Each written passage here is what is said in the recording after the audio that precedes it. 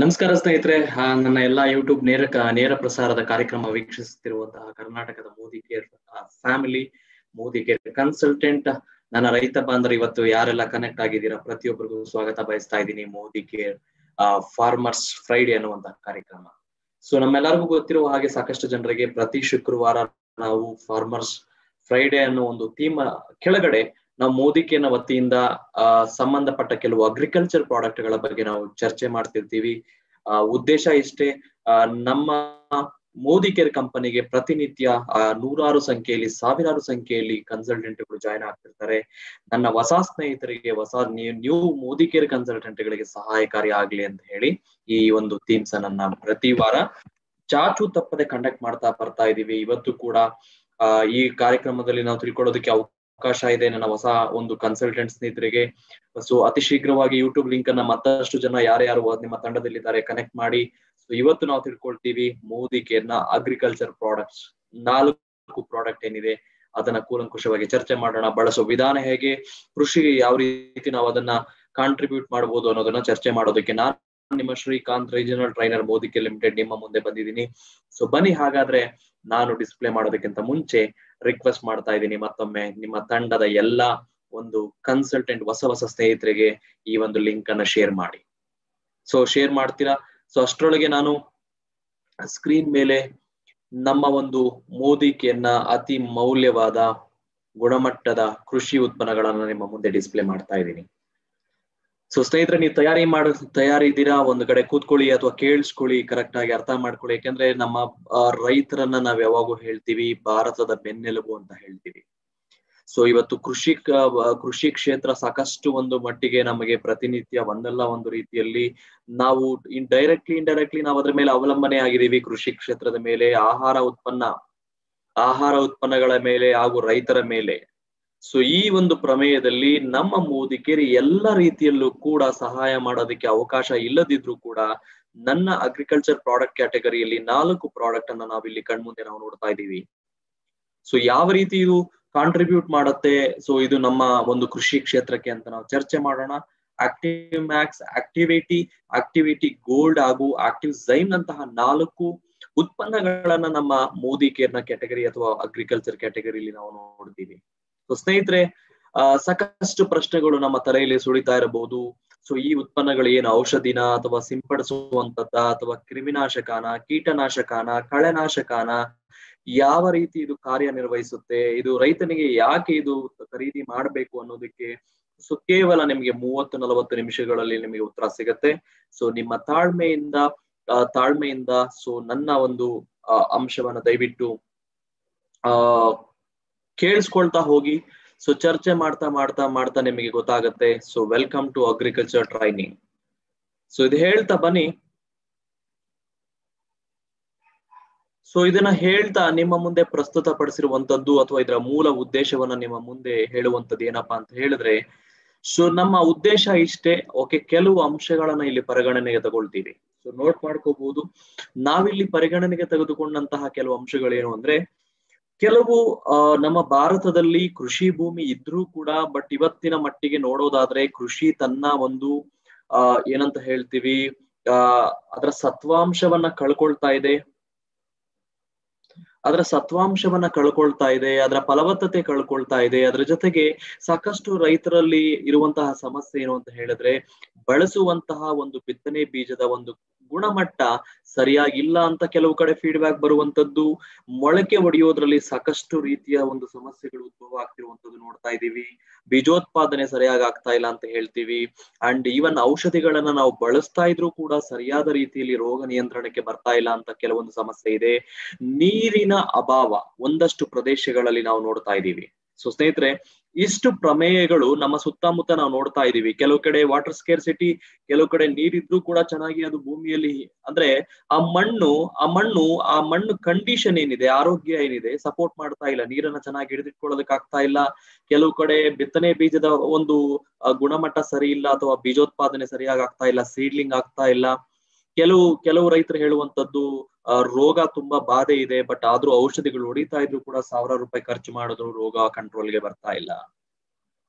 ಇಳುವರಿ ಸರಿಯಾಗಿ ಬರ್ಲಿಲ್ಲ, ಇಳುವರಿ ಯಾಕೆ ಕಡಿಮೆ ಬರ್ತಾ ಇದೆ, ಯಾಕೆ ಸರಿಯಾಗಿ ಬರ್ತಾ ಇಲ್ಲ. ಸೊ ಇವೆಲ್ಲವೂ ಐ ಥಿಂಕ್ ನಾವು ಪ್ರತಿನಿತ್ಯ, ನನ್ನ ಸ್ನೇಹಿತರೆಲ್ಲ ಪ್ರತಿನಿತ್ಯ ಐ ಥಿಂಕ್ ಒಂದಲ್ಲ ಒಂದು ರೀತಿಯಲ್ಲಿ ನಮ್ಮ ರೈತರು ಇದನ್ನ ಬಗ್ಗೆ ಮಾತಾಡ್ತಾ ಇರ್ತಾರೆ, ಚರ್ಚೆ ಮಾಡ್ತಿರ್ತಾರೆ. ಸೊ ನನ್ನ ಕೈಯಲ್ಲಿ ಏನಾಗತ್ತೆ, ಲೈಕ್ ನಿಮ್ಗೆ ಗುಣಮಟ್ಟದ ಬಿತ್ತನೆ ಬೀಜ ನಾನು ತಂದ್ಕೊಡಕ್ ಆಗಲ್ಲ ಆಯ್ತಾ. ನಮ್ಮ ಮೋದಿ ಕೇರ್ ಇವತ್ತು ನಮ್ಮ ಕಂಟ್ರೋಲ್ ಅಲ್ಲಿ, ನಮ್ಮ ಪರಿಮಿತಿಯಲ್ಲಿ ಏನಿದೆ, ಒಂದು ಪಾಯಿಂಟ್ ನಂಬರ್ 1. ಸೊ ಇವತ್ತು ಮಣ್ಣಿನ ಒಂದು ಗುಣಮಟ್ಟ ಏನು ಕ್ಷೀಣಿಸ್ತಾ ಇದೆ, ಅದನ್ನ ಯಾವ ರೀತಿ ಉತ್ತೇಜಿಸಬಹುದು, ಜೈವಿಕ ಅಂಶವನ್ನ ಯಾವ ರೀತಿ ಉತ್ತೇಜಿಸಬಹುದು, ಮಣ್ಣಿನ ಫಲವತ್ತತೆಗೆ ಯಾವ ರೀತಿ ಸಪೋರ್ಟ್ ಮಾಡಬಹುದು ಅಂತ ಒಂದು ಅಂಶ ನಾನು ಮಾತಾಡ್ತೀನಿ.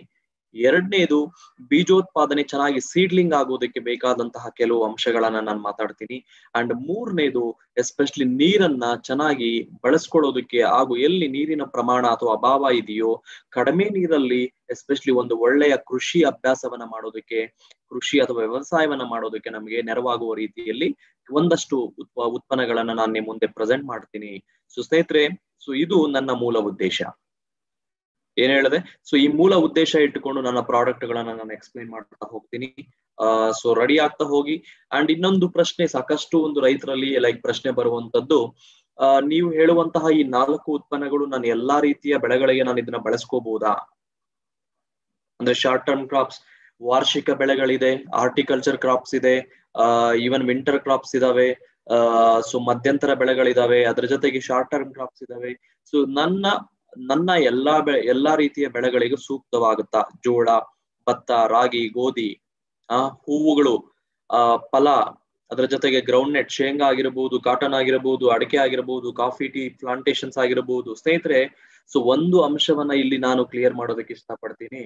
ಏನಪ್ಪಾ ಅಂತ ಹೇಳಿದ್ರೆ, ನಮ್ಮ ಉತ್ಪನ್ನಗಳು 4 ಪ್ರಾಡಕ್ಟ್ ಏನಿದೆ, ಸೊ ಯಾವುದೇ ರೈತರಿಗೆ ನೀವು ಕ್ಲಿಯರ್ ಆಗಿ ಹೇಳಿ.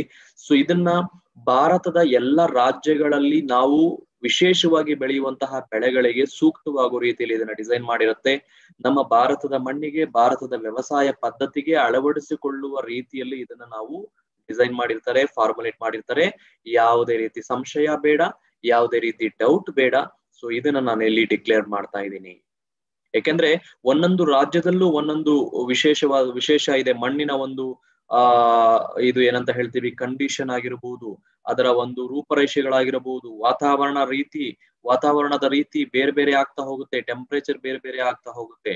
ಸೊ ಪರಿಸ್ಥಿತಿಗೆ ಅನುಗುಣವಾಗಿ ರಾಜ್ಯಗಳಲ್ಲಿ ಬೆಳೆಯುವಂತಹ ಏನು ಬೆಳೆಗಳು ನಾವು ನೋಡ್ತೀವಿ, ಎಲ್ಲಾ ರೀತಿಯ ಬೆಳೆಗಳಿಗೂ ಸೂಕ್ತವಾಗಿ ನಾನು ಈ ಉತ್ಪನ್ನಗಳನ್ನ ಬಳಸ್ಕೋಬಹುದು. ಬಟ್ ಹೇಗೆ ಬಳಸ್ಕೋಬಹುದು? ಸೊ ಬನ್ನಿ ನಾನು ಒಂದೊಂದೇ ಎಕ್ಸ್ಪ್ಲೈನ್ ಮಾಡ್ತಾ ಹೋಗ್ತೀನಿ. ಸೊ ಇದನ್ನ ನೀವಿಲ್ಲಿ ಅಂಡರ್ಲೈನ್ ಮಾಡ್ಕೊಂಡು ನಾವು ಮುಂದೆ ಹೋಗೋಣ. ಹಾಗಾದ್ರೆ ಸೊ ಮೊದಲನೇ ಪ್ರಾಡಕ್ಟ್ ಅನ್ನ ನಾನು ಚರ್ಚೆಗೆ ತರ್ತಿರೋದು ಆಕ್ಟಿವೇಟಿ ಅನ್ನುವಂತಹ ವಿಶೇಷವಾದ ಒಂದು ಉತ್ಪನ್ನ. ಸೊ ಇದನ್ನ ನಾವು ಯಾವುದೇ ಪೆಸ್ಟಿಸೈಡ್ಸ್ ಅಂತ ಹೇಳಲ್ಲ, ಇದನ್ನ ನಾವು ಯಾವುದೇ ಒಂದು ಕಳೆನಾಶಕ ಅಂತ ಕರೆಯೋದಿಲ್ಲ, ಇದು ಯಾವುದೇ ರೀತಿ ನಮ್ಮ ಔಷಧಿಗಳಿಗೆ ರೀಪ್ಲೇಸ್ಮೆಂಟ್ ಆಗಲ್ಲ. ಬಟ್ ಏನು ಅಂತ ಹೇಳಿದ್ರೆ, ನಾನು ಇದನ್ನ ಕರಿತೀನಿ ಸೊ ಆಕ್ಟಿವೇಟರ್, ವೆಟ್ಟರ್, ಸ್ಪ್ರೆಡರ್ ಅನ್ನುವಂತಹ 3 ಗುಣಗಳನ್ನ ಹೊಂದಿರುವಂತಹ, ಸೊ 80% ಆಕ್ಟಿವ್ ಇಂಗ್ರೀಡಿಯೆಂಟ್ಸ್ ನಿಂದ ಇರುವಂತಹ ಈ ಉತ್ಪನ್ನ ಏನಿದೆ, ನನ್ನ ಕೃಷಿಗೆ ಒಂದು ಸಪೋರ್ಟಿವ್ ಆಗಿ ಈ ಪ್ರಾಡಕ್ಟ್ ನನಗೆ ವರ್ತಿಸುತ್ತೆ. ಅದ್ರ ಜೊತೆಗೆ ನನಗೆ ಅಲ್ಟಿಮೇಟ್ಲಿ ನನಗೆ ಇದರಿಂದ ಉಪಯೋಗ ಏನು ಅಂತ ರೈತರು ಕೇಳಿದಾಗ, ಸೊ ನಾನು ಕೃಷಿ ಅಥವಾ ವ್ಯವಸಾಯದಲ್ಲಿ ಬಳಸುತ್ತಿರುವಂತಹ ಔಷಧಿಗಳು, ಕ್ರಿಮಿನಾಶಕ, ಕೀಟನಾಶಕ, ಅದರ ಜೊತೆಗೆ ಈ ಒಂದು ದ್ರವ ರೂಪದ ಗೊಬ್ಬರಗಳ ಕಾರ್ಯಕ್ಷಮತೆ, ಅಂದ್ರೆ ಇವುಗಳ ಕಾರ್ಯಕ್ಷಮತೆ, ಅದರ ಎಫೆಕ್ಟಿವ್ನೆಸ್ ಅನ್ನ ಇಂಪ್ರೂವ್ ಮಾಡೋದಕ್ಕೆ, ಸಪೋರ್ಟ್ ಮಾಡೋದಕ್ಕೆ ನಮಗೆ ಈ ಉತ್ಪನ್ನ ಹೆಲ್ಪ್ ಆಗ್ತದೆ. ಸೊ ಏನಿದ್ರ ಅರ್ಥ, ಪರಮಾರ್ಥ ಏನು? ಬನ್ನಿ ಹಂಗಾರೆ ನೋಡ್ಕೊಂಡ್ ಬರೋಣ. ಸೊ ಮೊದಲನೇದಾಗಿ ನಾನು ನಿಮ್ಗೆ ಹೇಳಿದ್ದೆ, ಇದರಲ್ಲಿ 3 ವಿಶೇಷವಾದ ಗುಣಗಳಿದೆ ಅಂತ ಅರ್ಥ ಮಾಡ್ಕೊಳ್ಳಿ. ಸೊ ಏನಿದೆ ಇದರಲ್ಲಿ, ಅಥವಾ ಏನಂತ ಕರಿತೀವಿ? ಸೊ ಮೊದಲನೇದಾಗಿ ಇದನ್ನ ನಾನಯಾನಿಕ್ ಸ್ಪ್ರೇ ಅಡ್ಜುವೆಂಟ್ ಕಾನ್ಸಂಟ್ರೇಟ್ ಅಂತ ಹೇಳ್ತೀವಿ. ಅಡ್ಜುವೆಂಟ್ ಕಾನ್ಸಂಟ್ರೇಟ್ ಅಂದ್ರೆ ಸಹಕಾರಿಯಾಗಿ ವರ್ತಿಸುವಂತಹ ಒಂದು ಸ್ಪ್ರೇ ವಿಧಾನದಲ್ಲಿ ಬಳಸಬಹುದಾದಂತಹ ಒಂದು ಉತ್ಪನ್ನ. ಅಂಡ್ ಯಾವುದೇ ರೀತಿ ನಾವು ಬಳಸುವಂತಹ ಔಷಧಿಗಳ ಜೊತೆ ಒಂದು ರಾಸಾಯನಿಕ ಪ್ರಕ್ರಿಯೆಗಳನ್ನ ಯಾವುದೇ ರೀತಿ ರಿಯಾಕ್ಟ್ ಮಾಡದ ಹಾಗೆ ಸ್ವಾಭಾವಿಕವಾಗಿ ತನ್ನಲ್ಲಿರುವಂತಹ ಗುಣಗಳನ್ನ ಹೊರಗಡೆ ಹಾಕಿ, ಸೊ ನಾವು ಇದರ ಜೊತೆಗೆ ಯಾವ ಉತ್ಪನ್ನಗಳನ್ನ ಬಳಸುತ್ತೀವೋ ಅದರ ಕಾರ್ಯಕ್ಷಮತೆಯನ್ನು ವೃದ್ಧಿಸುವಂತಹ ಕಾರ್ಯ ಸೊ ಈ ಒಂದು ಉತ್ಪನ್ನ ಮಾಡುತ್ತೆ. ಸೊ ಅದಕ್ಕೋಸ್ಕರ ಇದನ್ನ ಆಕ್ಟಿವೇಟರ್ ಅಂತ ಹೇಳ್ತೀವಿ. ಹೆಸರಲ್ಲೇ ಇದೆ. ಆಕ್ಟಿವೇಟ್ ಅಂದ್ರೆ ಏನು? ಕಾರ್ಯರೂಪಕ್ಕೆ ತರೋದು, ಅಥವಾ ಕಾರ್ಯ ಕ್ಷಮತೆಯನ್ನ ವೃದ್ಧಿಸುವುದು, ಅದರ ಪರ್ಫಾರ್ಮೆನ್ಸ್ ಅನ್ನ ಇನ್ಕ್ರೀಸ್ ಮಾಡೋದು, ಅಥವಾ ಅದರ ಒಂದು ಎಫೆಕ್ಟಿವ್ನೆಸ್ ಅನ್ನ ಇಂಪ್ರೂವ್ ಮಾಡ್ಕೊಡೋದು. ಸೊ ಯಾವುದರ ಎಫೆಕ್ಟಿವ್ನೆಸ್ ಅಥವಾ ಯಾವುದ್ರ ಜೊತೆ ನಾವು ಇದನ್ನ ಬಳಸಬಹುದು ಅದನ್ನ ನೋಡ್ತೀವಿ. ಸೊ ಎಸ್ಪೆಷಲಿ ರೈತರಿಗೆ ಗೊತ್ತೇ ಇದೆ, ಓಕೆ, ನಮ್ಮ ಎಲ್ಲಾ ಸ್ನೇಹಿತರಿಗೂ ಗೊತ್ತೇ ಇದೆ. ಇವತ್ತು ರೋಗ ನಿಯಂತ್ರಣ ಬರಬೇಕು ಅಂದ್ರೆ ಅಥವಾ ಯಾವುದೇ ಬೆಳೆಗಳನ್ನ ನಾವು ಬೆಳಿಬೇಕು ಅಂದ್ರೆ ಖಂಡಿತ ಐದರ್ ಕೀಟಗಳ ಹಾವಳಿ ಇರುತ್ತೆ, ಇಲ್ಲ ಕ್ರಿಮಿಗಳ ಹಾವಳಿ ಇರುತ್ತೆ, ಇಲ್ಲ ಹಲವು ರೋಗಗಳು ಬರುವಂತಹ ಸಂದರ್ಭ ಇರುತ್ತೆ. ಸೊ ಇವುಗಳನ್ನ ನಾವು ಹತೋಟಿಗೆ ತರಬೇಕು ಅಂದ್ರೆ ನಾವು ಖಂಡಿತ ಐ ಥಿಂಕ್ ಔಷಧಿಗಳನ್ನ ಸಿಂಪಡಿಸಲೇಬೇಕು. ಓಕೆ, ಔಷಧಿಗಳನ್ನ ಪೆಸ್ಟಿಸೈಡ್ಸ್ ಅನ್ನ ಹಾಕ್ಲೇಬೇಕು. ಕೀಟನಾಶಕ, ಕ್ರಿಮಿನಾಶಕ, ಕಳೆನಾಶಕ, ಫಂಜಿಸೈಡ್ಗಳು ಸೊ ಒಂದಲ್ಲ ಒಂದು ರೀತಿಯಲ್ಲಿ ನಾವು ಬಳಸಬೇಕಾದ್ರೆ ಬಟ್ ಅವುಗಳ ಒಂದು ಎಫೆಕ್ಟಿವ್ನೆಸ್ ಏನಿದೆ, ಪರ್ಫಾರ್ಮೆನ್ಸ್ ಏನಿದೆ 100% ಅಂದ್ರೆ ಗರಿಷ್ಠ ಮಟ್ಟದಲ್ಲಿ ತೆಗೆಯೋದಿಕ್ಕೆ ಸಾಧ್ಯ ಇದೆಯಾ ಅದನ್ನ ನೋಡ್ಬೇಕಾಗತ್ತೆ. ಗರಿಷ್ಠ ಮಟ್ಟದಲ್ಲಿ ಅದರ ಸಾಮರ್ಥ್ಯವನ್ನ ತೆಗೆಯೋದಿಕ್ಕೆ ಸಾಧ್ಯ ಇದೆಯಾ ಅಂತ ನೋಡಿದಾಗ ಬಟ್ ಎಲ್ಲೋ ಒಂದ್ ಕಡೆ ವೇಸ್ಟೇಜ್ ಆಗ್ತಾ ಇದೆ. ಸೊ ಯಾವ ರೀತಿ ಆಗ್ತಾ ಇದೆ ನಾನು ನಿಮ್ ಮುಂದೆ ತೋರಿಸ್ಕೊಡ್ತೀನಿ. ಬಟ್ ಇದನ್ನ ಯಾವುದೇ ರೀತಿ ಈ ರೀತಿ ವೇಸ್ಟ್ ಆಗದ ಹಾಗೆ ಬಟ್ ಅದು ಕಂಪ್ಲೀಟ್ ಅದರ ಒಂದು ಸದುಪಯೋಗವನ್ನ ಮಾಡ್ಕೊಳ್ಳೋದಿಕ್ಕೆ ನಮಗೆ ಖಂಡಿತ ಇದು ಆಕ್ಟಿವಿಟಿ ಅನ್ನುವಂತಹ ಉತ್ಪನ್ನ ಇಲ್ಲಿ ಹೆಲ್ಪ್ಗೆ ಬರ್ತದೆ. ಅಂಡ್ ಕಂಟ್ರೋಲ್ ಮಾಡ್ತಾ ಈ ಕೀಟಗಳನ್ನ, ಕ್ರಿಮಿಗಳನ್ನ ಕಂಟ್ರೋಲ್ ಮಾಡ್ತಾ ಕಳೆಗಳನ್ನ ಕಂಟ್ರೋಲ್ ಮಾಡೋದಕ್ಕೆ ನಮ್ಮ ಔಷಧಿಗಳ ಜೊತೆ ಆಕ್ಟಿವಿಟಿ ಅನ್ನುವಂತ ಅಂಶ ಇಲ್ಲಿ ಸಹಾಯಕ್ಕೆ ಬರುತ್ತೆ ಸ್ನೇಹಿತರೆ. ಸೊ ಹಾಗಾದ್ರೆ ಎರಡನೇದು ಹೇಳಿದ್ರಿ ಸರ್ ನೀವು ವೆಕ್ಟರ್ ಅಂತ ಹೇಳಿದ್ರಿ, ಅದರ ಒಂದು ಅಂಶವನ್ನ ಎಕ್ಸ್ಪ್ಲೈನ್ ಮಾಡಿ. ಸೊ ನಾನು ಇದುವರೆಗೂ ಮಾತಾಡಿದ್ದು ಆಕ್ಟಿವೇಶನ್. ಸೊ ಬಳಸುವ ಗೊಬ್ಬರಗಳು, ಬಳಸುವ ಔಷಧಿಗಳನ್ನ ಆಕ್ಟಿವೇಟ್ ಮಾಡೋದು, ಕಾರ್ಯರೂಪಕ್ಕೆ ತರುವುದು, ಪರ್ಫಾರ್ಮೆನ್ಸ್ ಇಂಪ್ರೂವ್ ಮಾಡೋದು. ಹಾಗಾದ್ರೆ ವೆಕ್ಟರ್ ಅಂದ್ರೆ ಏನು? ತೇವಾಂಶ. ಸೊ ತೇವಾಂಶವನ್ನ ಹಿಡಿದಿಟ್ಕೋಬೇಕು, ತೇವಾಂಶವನ್ನ ಚೆನ್ನಾಗಿ ಹರಡಬೇಕು. ಸೊ ಈ ಒಂದು ಪ್ರಮೇಯದಲ್ಲಿ ಹಾಗಾದ್ರೆ ನೀರು ಈ ಕೆಲಸ ಮಾಡ್ತಾ ಇಲ್ವಾ? ಹಾಗಾದ್ರೆ ನೀರ್ ಹರಿಸ್ತೀವಲ್ಲ ಸರ್, ಚೆನ್ನಾಗಿ ನೀರ್ ಬಿಡ್ತೀವಿ, ಒಳ್ಳೆ ನೀರನ್ನ ಒಳ್ಳೆ ಸ್ಪ್ರಿಂಕ್ಲರ್ ಸಿಸ್ಟಮ್ ಅಲ್ಲೂ ಅಥವಾ ಇನ್ಯಾವುದೋ ಒಂದು ಹನಿ ನೀರಾವರಿ ಪದ್ಧತಿಯಲ್ಲೂ ಅಥವಾ ಕಾಲುವೆಗಳ ಮೂಲಕನೋ ಯಾವುದೋ ಒಂದು ಪದ್ಧತಿ ನಮ್ಮ ಗಿಡಗಳಿಗೆ ಬೇಕಾದಷ್ಟು ನೀರನ್ನ ಕೊಡ್ತೀವಿ. ಸ್ನೇಹಿತರೆ ಅರ್ಥ ಮಾಡ್ಕೊಳ್ಳಿ. ಸೊ ಬೇಕಾದಷ್ಟು ನೀರು ಕೊಡೋದು ಬೇರೆ, ಬೇಕಾದಷ್ಟು ನೀರು ಗಿಡಗಳಿಗೆ ಸಿಗೋದು ಬೇರೆ. ಅರ್ಥ ಆಗ್ತಿದ್ಯಾ? ಸೊ ಇಟ್ ಡಸಂಟ್ ಮ್ಯಾಟರ್ ಎಷ್ಟು ನೀರು ನೀವು ಕಾಲುವೆ ಮೂಲಕ ಹರಿಸ್ತಾ ಇದ್ದೀರಾ ಅನ್ನೋದು ಕೌಂಟ್ ಆಗೋದಿಲ್ಲ. ಎಷ್ಟು ನೀರು ನಿಮ್ಮ ಗಿಡದ ಬೇರುಗಳಿಗೆ ಆ ನೀರು ಸಿಗ್ತಾ ಇದೆ, ಸಾಗಾಣಿಕೆ ಆಗ್ತಾ ಇದೆ, ಇದನ್ನ ಕೌಂಟ್ ಮಾಡ್ಬೇಕು ಸ್ನೇಹಿತರೆ. ಅಂದ್ರೆ ಅರ್ಥ ಏನು? ಮಣ್ಣಿನಲ್ಲಿ ಅಥವಾ ನೀವು ಆ ಗಿಡಗಳಿಗೆ ಕೊಟ್ಟಂತಹ ನೀರು ಸರಿಯಾದ ಪ್ರಮಾಣದಲ್ಲಿ ಮಣ್ಣಿನಲ್ಲಿ ಹಿಂಗ್ತಾ ಇದೆಯಾ? ಸೊ ತೇವಾಂಶ ಸಾಕಷ್ಟು ದಿನಗಳ ಮಟ್ಟಿಗೆ ಹಿಡ್ಕೊಳ್ಳೋದಕ್ಕೆ ಸಾಧ್ಯ ಆಗ್ತಾ ಇದೆಯಾ? ಸೊ ಈ ಪ್ರಮೇಯದಲ್ಲಿ ನಾವು ಅರ್ಥ ಮಾಡ್ಕೋಬೇಕಾಗಿರೋದು ಒಂದು ಅಂಶ. ಸೊ ನಮ್ಮ ನೀರಿನ ಒತ್ತಡ, ಅದರಲ್ಲಿರುವಂತಹ ಒಂದು ಮೇಲ್ಮೈ ಒತ್ತಡ ಅಂತ ಕರಿತೀವಿ, ಆ ಒತ್ತಡವನ್ನ ನಾವು ಬ್ರೇಕ್ ಮಾಡಬೇಕು. ಬ್ರೇಕ್ ಮಾಡಿದಾಗ ಮಾತ್ರ ನೀರು ತುಂಬಾ ಸರಾಗವಾಗಿ, ಸಡಿಲವಾಗಿ, ಸುಲಭವಾಗಿ ಹರಿಯೋದಿಕ್ಕೆ ಸ್ಟಾರ್ಟ್ ಆಗುತ್ತೆ. ಮಣ್ಣಿನಲ್ಲಿ ಅತಿ ಶೀಘ್ರವಾಗಿ ಹೀರ್ಕೊಳ್ಳೋದಕ್ಕೆ ಸಾಧ್ಯ ಆಗುತ್ತೆ. ಆ ಸಾಕಷ್ಟು ಪದರಗಳ ಒಳಗೆ, ಮಣ್ಣಿನ ಪದರಗಳಿಗೆ ತಲುಪುವ ವ್ಯವಸ್ಥೆ ಆಗುತ್ತೆ. ಮಾಡ್ಬೇಕಾಗಿರೋ ಕೆಲಸ ಏನ್ ಗೊತ್ತಾ? ಸೊ ಇದು ನ್ಯಾಚುರಲ್ ಆಗಲ್ಲ, ಬಟ್ ಬೇರೆ ರೂಪದಲ್ಲಿ ಮಾಡ್ಲೇಬೇಕು. ಏನು ಅಂದ್ರೆ ಬ್ರೇಕಿಂಗ್ ದಿ ಸರ್ಫೇಸ್ ಟೆನ್ಷನ್ ಅಂತ ಹೇಳ್ತೀವಿ, ಮೇಲ್ಮೈ ಒತ್ತಡ ಅಂತ ಕನ್ನಡದಲ್ಲಿ ಹೇಳ್ತೀವಿ. ಅದರ ನೀರಿನ ಮೇಲ್ಮೈ ಒತ್ತಡವನ್ನ ಬ್ರೇಕ್ ಮಾಡ್ಬೇಕು. ಬ್ರೇಕ್ ಮಾಡ್ಲಿಲ್ಲ ಅಂದ್ರೆ ಏನಾಗುತ್ತೆ? ಇಲ್ಲಿ ನಿಮಗೆ ಚಿತ್ರದಲ್ಲಿ ಗೊತ್ತಾಗ್ತಾ ಇದೆ ನೋಡಿ, ನೀರು ಹನಿಗಳ ರೂಪದಲ್ಲಿ ಉಳ್ಕೊಂಡಿರುತ್ತೆ, ಬಿಂದುಗಳ ರೂಪದಲ್ಲಿ ಇರುತ್ತೆ. ಆ ಬಿಂದುಗಳನ್ನ ಒಡಿಬೇಕು ಅಂದ್ರೆ ಬ್ರೇಕ್ ಮಾಡಿದಾಗ ಏನಾಗುತ್ತೆ ಅಂತ ಹೇಳಿದ್ರೆ ಇಲ್ಲಿ ನಿಮ್ಮ ಚಿತ್ರಪಟದಲ್ಲಿ ಗೊತ್ತಾಗ್ತಾ ಇದೆ, ಫೋಟೋದಲ್ಲಿ ಕಾಣಿಸ್ತಾ ಇದೆ. ಸೊ ಸ್ಪ್ರೆಡ್ ಆಗ್ತಾ ಇದೆ.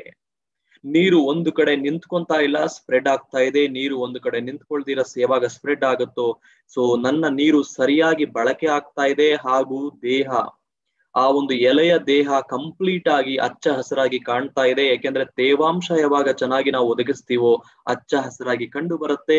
ಆರೋಗ್ಯಕರವಾಗಿ ಗಿಡ ಬೆಳೆಯೋದಕ್ಕೆ ಹೆಲ್ಪ್ ಆಗ್ತದೆ. ಅಂಡ್ ನೀರಿನ ಪ್ರಮಾಣದ ಅವಶ್ಯಕತೆ ಕೂಡ ನಾವು ಕಡಿಮೆಯಲ್ಲಿ ಇಟ್ಕೊಂಡು ವ್ಯವಸಾಯವನ್ನ ನಾವು ಮುಂದುವರಿಸ್ಕೊಂಡು ಹೋಗ್ಬೋದು. ಸೊ ನೀರು ಸೊ ಈ ಚಿತ್ರದಲ್ಲಿ ನಿಮ್ಗೆ ಅರ್ಥ ಆಗ್ಬಿಡುತ್ತೆ ಸ್ನೇಹಿತರೆ. ಅಂಡ್ ಇನ್ನು ವಿಶೇಷವಾಗಿ ಈ ಗುಣ ಏನಿದೆ ಸ್ನೇಹಿತರು ಅರ್ಥ ಮಾಡ್ಕೊಳ್ಳಿ, ಈ ಗುಣ ಏನಿದೆ ಇನ್ನೊಂದು ಕಡೆ ನಿಮಗೆ ಸಹಾಯಕ್ಕೆ ಬರುತ್ತೆ. ರೈತರು ಕರೆಕ್ಟ್ ಆಗಿ ಇದು ಕೂಲಂಕುಷವಾಗಿ ತುಂಬಾ ಒಂದು ಕ್ರಿಟಿಕಲ್ ಆಗಿ ಯೋಚನೆ ಮಾಡಿ ನೋಡಿದ್ರೆ, ಔಷಧಿಗಳ ಜೊತೆ ನಾವು ನೀರಲ್ಲಿ ಏನ್ ಮಿಕ್ಸ್ ಮಾಡ್ತೀವಿ ಔಷಧಿಗಳನ್ನ, ಅಲ್ಲೂ ಕೂಡ ಇದೇ ರೀತಿ ವಿಷಯವನ್ನ ನೀವು ರಿಕಲೆಕ್ಟ್ ಮಾಡ್ಕೋಬಹುದು. ಯಾವಾಗ ಬರೀ ನೀರ್ ಜೊತೆಗೆ ನಾನು ಔಷಧಿಗಳನ್ನ ಮಿಕ್ಸ್ ಮಾಡಿ ನಾನು ಸ್ಪ್ರೇ ಮಾಡೋದಕ್ಕೆ ಹೋಗ್ತೀನಿ, ನೀರು ಅಥವಾ ಈ ಒಂದು ಔಷಧಿ ಕಣಗಳು ಒಂದು ಕಡೆ ಅಥವಾ ನಿಂತ ಕಡೆ ನಿಲ್ಲಬಹುದು. ಯಾಕಂದ್ರೆ ಬಿಂದುಗಳು ನೀರಿನ ಜೊತೆಗೆ ನಿಂತ್ಕೋಬಹುದು, ಸರಿಯಾಗಿ ಸ್ಪ್ರೆಡ್ ಆಗದೆ ಇರಬಹುದು, ಸರಿಯಾಗಿ ಅದು ಭೇದಿಸಲು ಕಷ್ಟ ಆಗ್ಬಹುದು. ಈ ಪ್ರಮೇಯದಲ್ಲಿ ಏನಾಗ್ತಾ ಇದೆ, ಯಾವಾಗ ನಾನು ಆಕ್ಟಿವಿಟಿಯನ್ನ ಬಳಸುತ್ತೀನೋ, ಯಾವಾಗ ಆಕ್ಟಿವೇಟಿನ ಬಳಸ್ತೀನೋ ಸೊ ಸಂಪೂರ್ಣವಾಗಿ ನನ್ನ ಔಷಧಿಗಳು ಬೆರೆಸ್ಕೊಳ್ಳೋದಕ್ಕೆ ಈಸಿ ಆಗುತ್ತೆ, ನೀರು ಸಡಿಲ ಆಗುತ್ತೆ, ಮೇಲ್ಮೈ ಒತ್ತಡವನ್ನ ಮುರಿತಾ ಇದ್ದೀನಿ. ಯಾವಾಗ ನೀರು ಸಡಿಲ ಆಗುತ್ತೋ, ನೀರು ಹಗುರ ಆಗುತ್ತೋ, ಸೊ ಕಂಪ್ಲೀಟ್ ಆಗಿ ನನ್ನ ಔಷಧಿಗಳು ಮಿಕ್ಸ್ ಚೆನ್ನಾಗಾಗುತ್ತೆ, ಜೆಲ್ ಆಗುತ್ತೆ. ಈಗ ನಾನು ಅದನ್ನ ಸ್ಪ್ರೇ ಮಾಡಿದಾಗ, ಅದನ್ನ ಸಿಂಪಡಿಸೋದಕ್ಕೆ ಹೋದಾಗ ತುಂಬಾ ಸುಲಭವಾಗಿ ಗಿಡದ ಅಥವಾ ಎಲೆಯ ಎಲ್ಲಾ ಭಾಗಗಳಿಗೂ, ಕಾಂಡದ ಎಲ್ಲಾ ಭಾಗಗಳಿಗೂ ಸೊ ಈ ಔಷಧಿಗಳು ಗರಿಷ್ಠ ಮಟ್ಟದಲ್ಲಿ ಭೇದಿಸಲು ಸಹಾಯಕಾರಿ. ಯಾವಾಗ ಈ ಒಂದು ಕೆಲಸ ಕರೆಕ್ಟ್ ಆಗಿ ನಡೆಯುತ್ತೋ ಸ್ನೇಹಿತರೆ, ಅರ್ಥ ಮಾಡ್ಕೋಬಿಡಿ, ರೈತನಿಗೆ ಪದೇ ಪದೇ ಔಷಧಿ ಹೊಡೆಯೋದು ಆ ಪ್ರಮೇಯ ಕಡಿಮೆ ಆಗತ್ತೆ, ಆ ಆಫನ್ ಫ್ರೀಕ್ವೆನ್ಸಿ ಕಡಿಮೆ ಆಗತ್ತೆ. ಎರಡನೇದು, ಒಂದು ಸಲ ಹೊಡೆದ ಔಷಧಿಯನ್ನೇ ನಾನು ಕರೆಕ್ಟ್ ಆಗಿ ಕೆಲಸ ಮಾಡಿಸಿದ್ರೆ, ಪರ್ಫಾರ್ಮೆನ್ಸ್ ಅನ್ನ ತೋರಿಸಿದ್ರೆ ರೋಗಗಳು ಕಂಟ್ರೋಲ್ಗೆ ಬರ್ತದೆ. ಪ್ರಮೇಯ ಪದೇ ಪದೇ ಹೊಡೆಯೋದು ಪ್ರಮೇಯ ಕಡಿಮೆ ಆಗ್ತದೆ. ಅಂಡ್ ನೀರು ಕಡಿಮೆ ಇದ್ರೂ ನಾನು ಒಂದು ಒಳ್ಳೆ ರೀತಿಯಲ್ಲಿ ವ್ಯವಸಾಯವನ್ನ ಮುಂದುವರ್ಸ್ಕೊಂಡು ಹೋಗ್ಬೋದು. ಬೇರುಗಳಿಗೆ ಮಣ್ಣಲ್ಲಿ ತುಂಬಾ ಸುಲಭವಾಗಿ ನೀರು ಹರಿಯೋದಕ್ಕೆ ಅಥವಾ ತೇವಾಂಶವನ್ನ ಹಿಡ್ಕೊಳ್ಳೋದಕ್ಕೆ ಯಾವಾಗ ಸಾಧ್ಯ ಆಗುತ್ತೋ, ಬೇರುಗಳು ಚೆನ್ನಾಗಿ ಏನಾಗುತ್ತೆ, ರೂಟ್ಸ್ಗೆ ಸಿಕ್ಕಿದಾಗ ಗಿಡಗಳು ಆರೋಗ್ಯವಾಗಿರುತ್ತೆ.